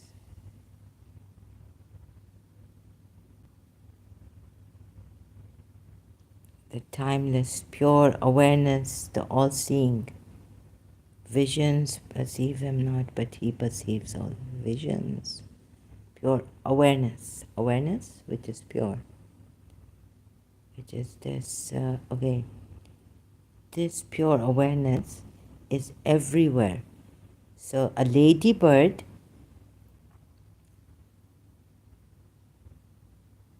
is in it.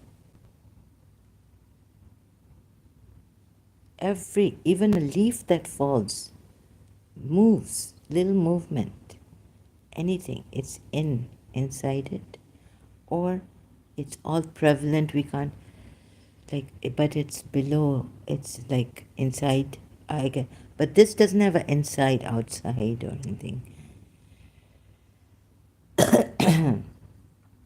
So it's in the awareness of it.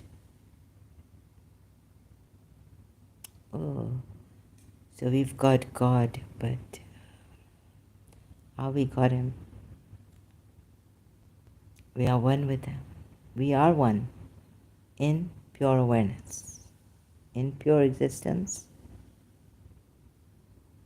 which is above existence, which is the isness. I call it pure existence. One that doesn't come into existence through creation or anything, and the manifest. So the manifester, the one who manifests, even this one. Can anyone manifest this, which is see, right? How do you see? Who is the seer? Ask yourself. Close your eyes and see. Who is the seer? The witness. So, we come to this. Oh my God, this verse, right? I have to look at this. I'm so used to making notes and all this. Sometimes. And so since now I'm used today, we show them our signs. But is it not sufficient concerning your Lord that He is over all things a witness? Oh my God, how can Imam,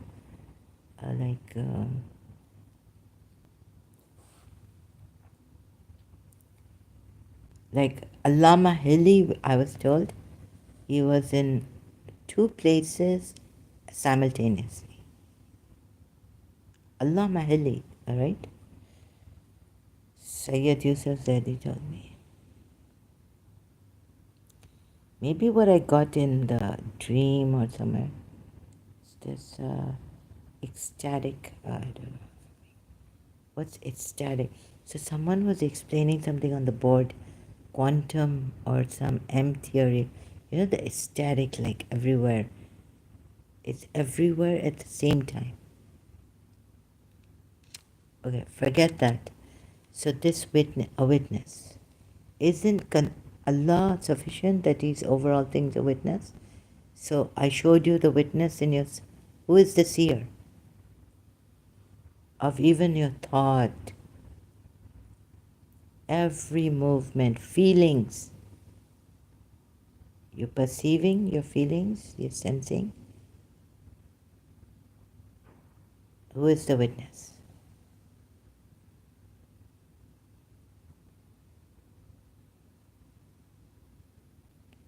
Is the feeling seeing itself, or is there something beyond all of this? Mind, the thought process. So it's seeing, feeling, looking at change. It doesn't change because feelings come and go.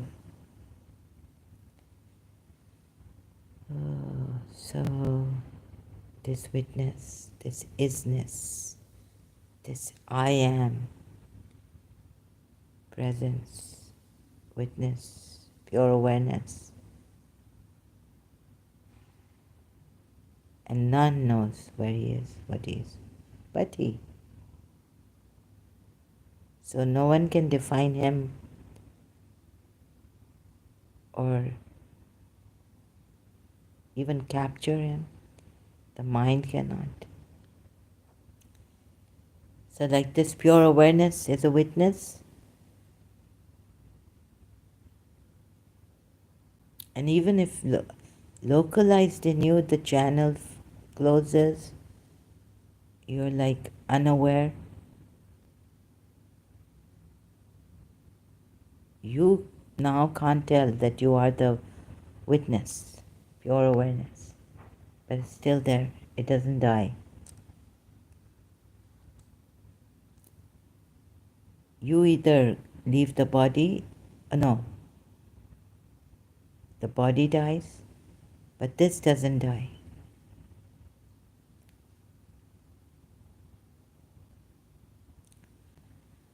So this is how the witness is, God being a witness over all things, as pure awareness, pure consciousness. God over all things a witness. Have Lord, the nourisher,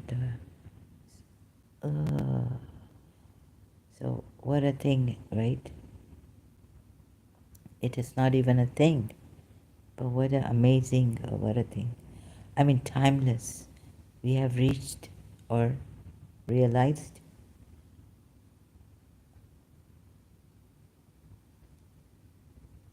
And what signs now?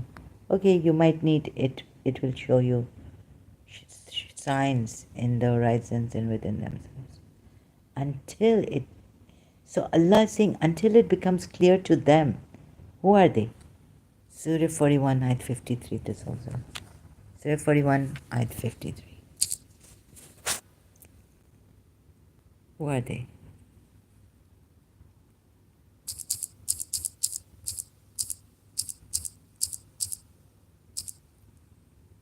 What's before this? Don't tell me who is he telling? He's not...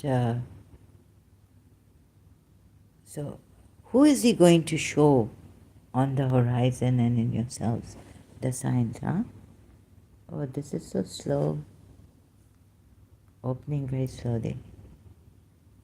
We will wait. No. Oh. Now it's open.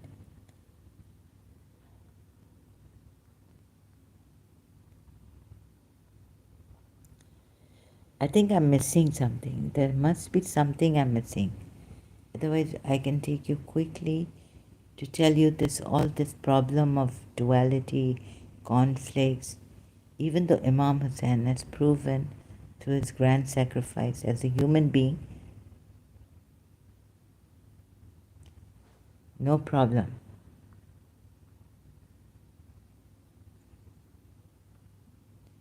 Or sometimes this site is very slow.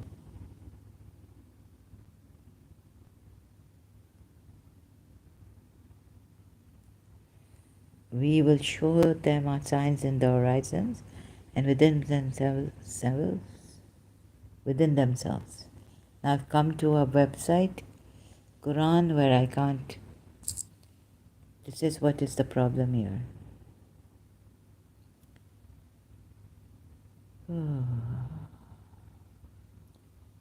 Who is Allah to show? Why is Quran.com so slow today?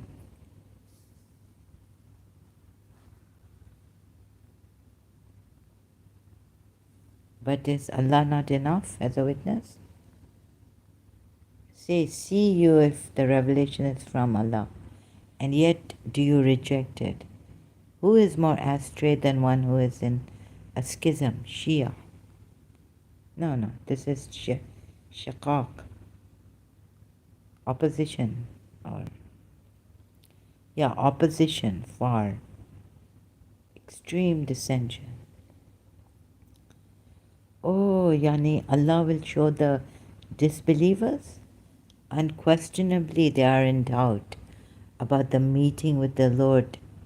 Look, now, Lord unquestionably is of all things encompassing us, right? Wait.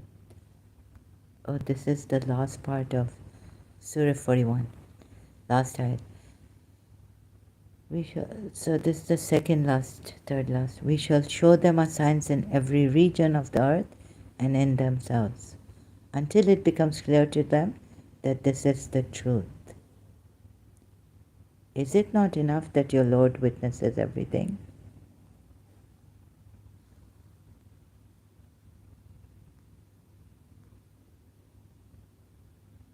Shaheed.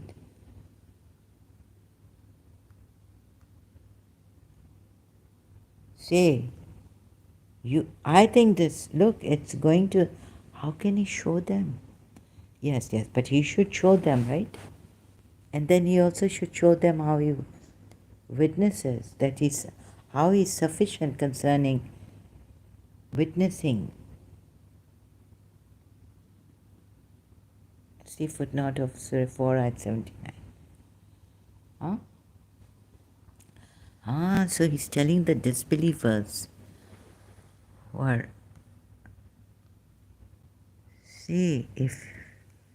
tell them, O Prophet, did you ever consider if this Quran is indeed from Allah? And you still deny it? Who can be in greater error? Than he who goes far. When we bestow our favor upon man, he turns away and waxes proud. So it's the disbelievers. But when a misfortune touches him, he's full of supplication. Prolonged prayers, he says. Oh, so he's telling, okay, you see, what is wrong here? God, just calm down, please. Show them. If you go to a guru or true guru or master, you say, come, I will show you, right? There's no need to fret and all this. Deny. So then you ask him, but the scientists say this. You say the scientists have not reached that far out of the material realm. You see, they observe, but they don't know who the observer is. Have they paid attention like the one? If every scientist was like this, closer to truth, man, then what a great thing, right? He goes around asking, What is this subconscious? What is this? So, physics and mind-body problem. David Papineau on consciousness. Sorry if I've mispronounced his last name. Physics, mind, truth chats, closer to truth chats now. And Jennifer Mather, why do animals deceive? All this. So we're just relax here, God of Islam. My goodness. Right? And he says he will show them the signs in, oh, so it's not for the believers. But even the believers must have seen it, the signs on the horizons. And you are on the path clear. Now, if he's on, no, this is not path, Abdul Halim. This is, you are on manifest truth. Then being on manifest truth and being the man, oh, there's a difference here. Because, then he'll start to think he's Allah and he'll do this, but he's not Allah, he's not the creator. Maybe he's also, maybe there was this Allah, we were all one with, we were one single soul. Allah created us from one single soul. So we were all like spirits, one in one, right? So that Wahid, the number unity, one, Allah is one.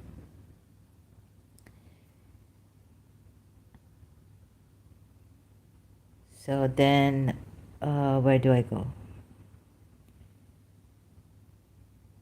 Can we go in the oneness of Allah? This means that you are not only on the manifest truth. And what does this mean? If he's on the manifest truth, that he will never go wrong, right? He's just one with the manifest truth. He's on it. So all this, so I'm not able to put your trust in Allah, for you are on the manifest truth. Put your trust.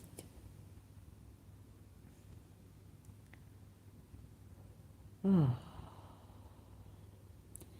Let them say what they want to say. You put your trust in Allah, for you are on the manifest truth. And this manifest truth is Allah. Should there be this duality, like you are on? Yes, you are not the creator, but is this a creation or is this something else? Is this a virtual reality? Oh, and you know how the hereafter will come? It's just a blink of an eye. Everything will be destroyed. Blink of an eye. How quick everything will be destroyed. Or one sigh with one sigh.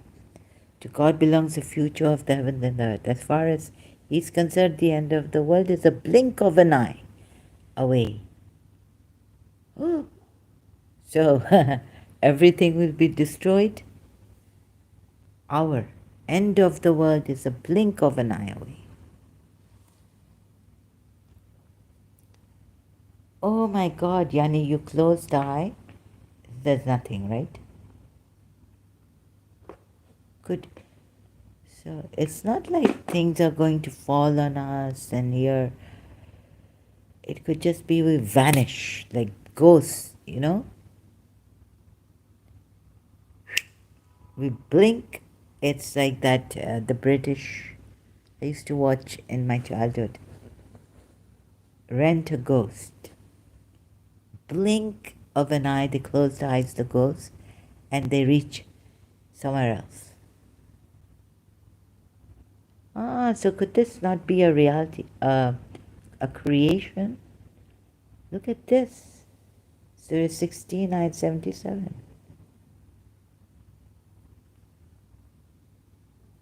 Could we just not vanish? Like, oh no, that meteorite is coming and it's coming close to Earth and we're going to burn. And I'm thinking of the end of the world, like buildings are falling, earthquakes are coming, dakan daka, safan safa, when the Lord cometh. Ooh, terrible. Oh, what's going to hit me? The roof is going to fall on me. But no. Maybe it will. Shouldn't it be like the blink of an eye? I mean, it is the blink, like just close your eyes and you vanish. Why God put us through all this sufferance, pain here? Gone. So if we believe that this is virtual reality, this is not the true reality. We can just wish ourselves away in the blink of an eye. Right? Let's see, Surah 16, Ayat 77.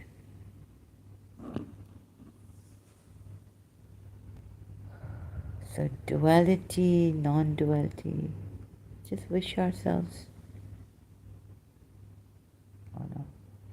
Again, this thing is so slow. Of the hour, Saati, Asadan. But as a twinkling of an eye, or it is nearer, even nearer. Indeed, Allah on everything is all-powerful, able to do all things.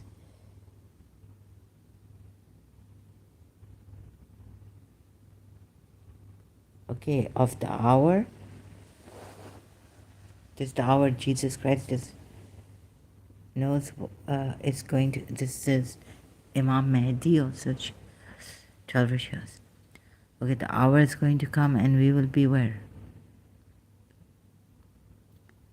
It'll be the end of the world and Allah has extracted you from the wombs of your mothers. Okay, this is better, not created you. See, I told you this, if it is God who brought you out of your mother's wombs, knowing nothing, and gave you hearing and sight and mind, yes. But created you, brought you forth, yes, for you. And you see these Quran ayahs, do they not see the birds controlled in the atmosphere of the sky? None holds them up except Allah. Indeed, there are signs for people to believe. Allah holds them up. But Allah has not explained the proper method. Allah sets forth another parable of two men, one of them dumb with no power of any sort. A wearisome burden is he to his master. With no power. One of them dumb. What a parable. Whichever way he directs him, he brings no good. Is such a man equal with one who commands justice and is on a straight way? Yeah, no. God.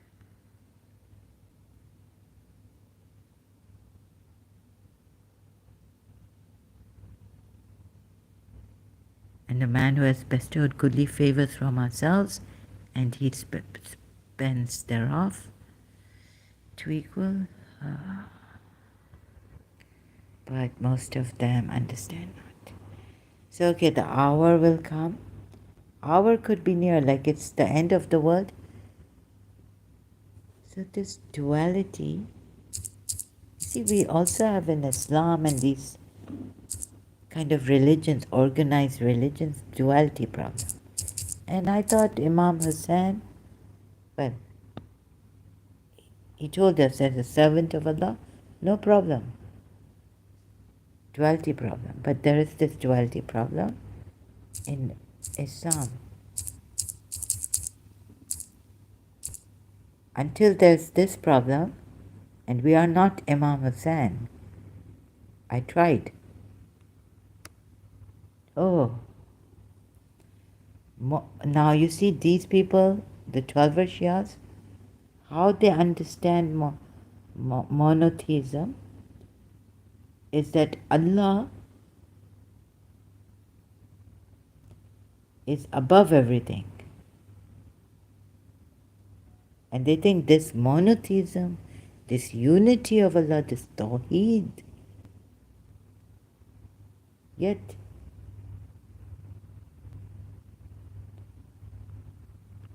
oh, good and evil, dualism and monotheism.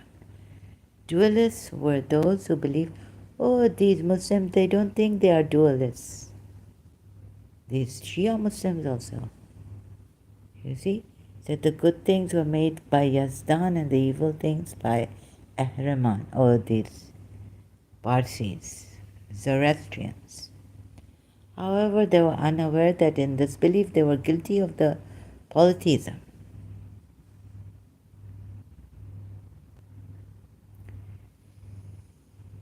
Yeah, but good is good and evil is evil. Oh, okay, no.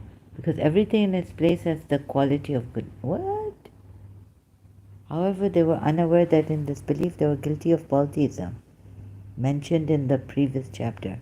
Moreover, they were mistaken in dividing creation into two compartments, good and evil. Because if the entire order of things is examined, it becomes clear that there is no evil in the world at all. I really cannot believe this. Because everything in its place has the quality of good. Oh, then what did you... So Yazid also has a quality of goodness?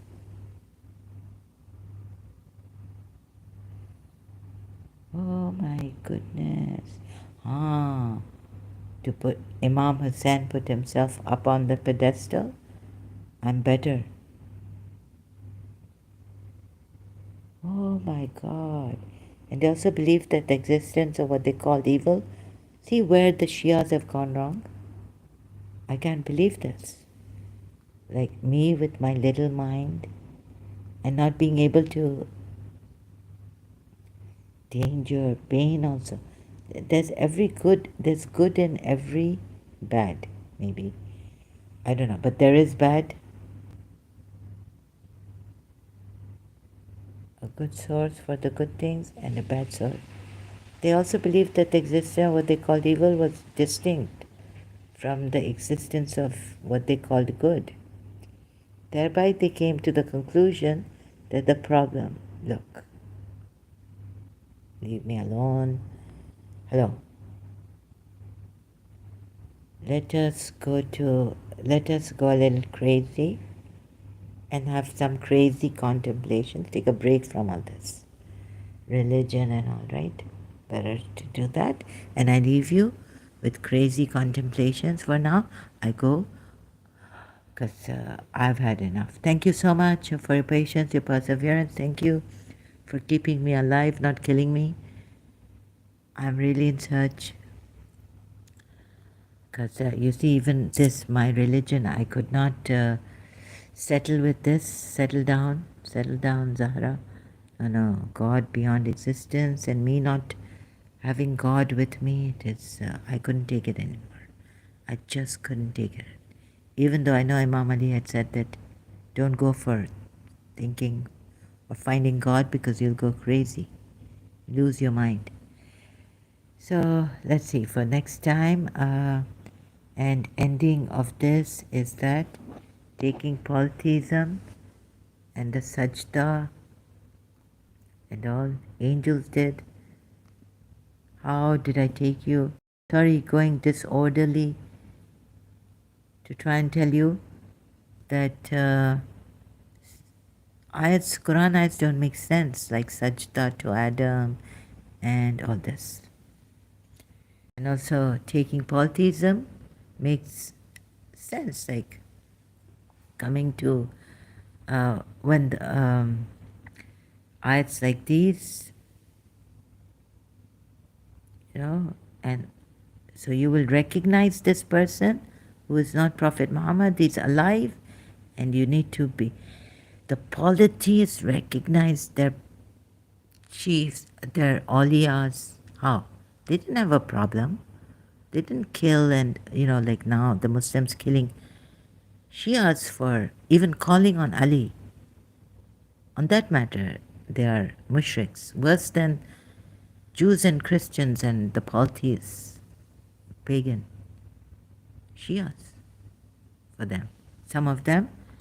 So this problem, you see, all this problem would have been, you see so many contradictions, and then you are on the truth, but you are not the truth. And Allah is the manifest truth. Bear witness about themselves. And yet, another one is justified concerning themselves. Yet you are not Allah, you are not the I Am. Some translators as testifying against themselves. And that and the poor Imam who got a little bit better than all the rest to be killed or harmed, or Ismailis, and what they say against the Ismailis, even ex-Ismailis, right? Elena Ali, then why, and Salim Lalani. And you see, you have all these problems, like, no, they're not Muslims, they've gone shirking, they've become polytheists, they are innovators. The Imam is God himself. He calls himself God. They worship Ali as God. You see all these problems coming up from this. Quran is. This is the main culprit.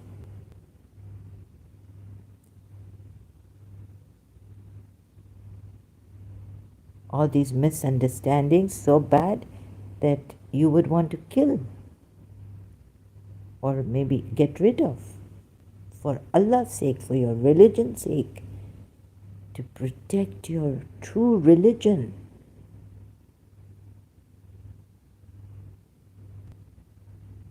Right? Okay, so this is what I say, this problem. I showed you. This is the problem. Not making sense until you come to polytheism. Or you leave. Just leave this. Too much confusion. Thank you so much. Really appreciate your patience, your perseverance here with me.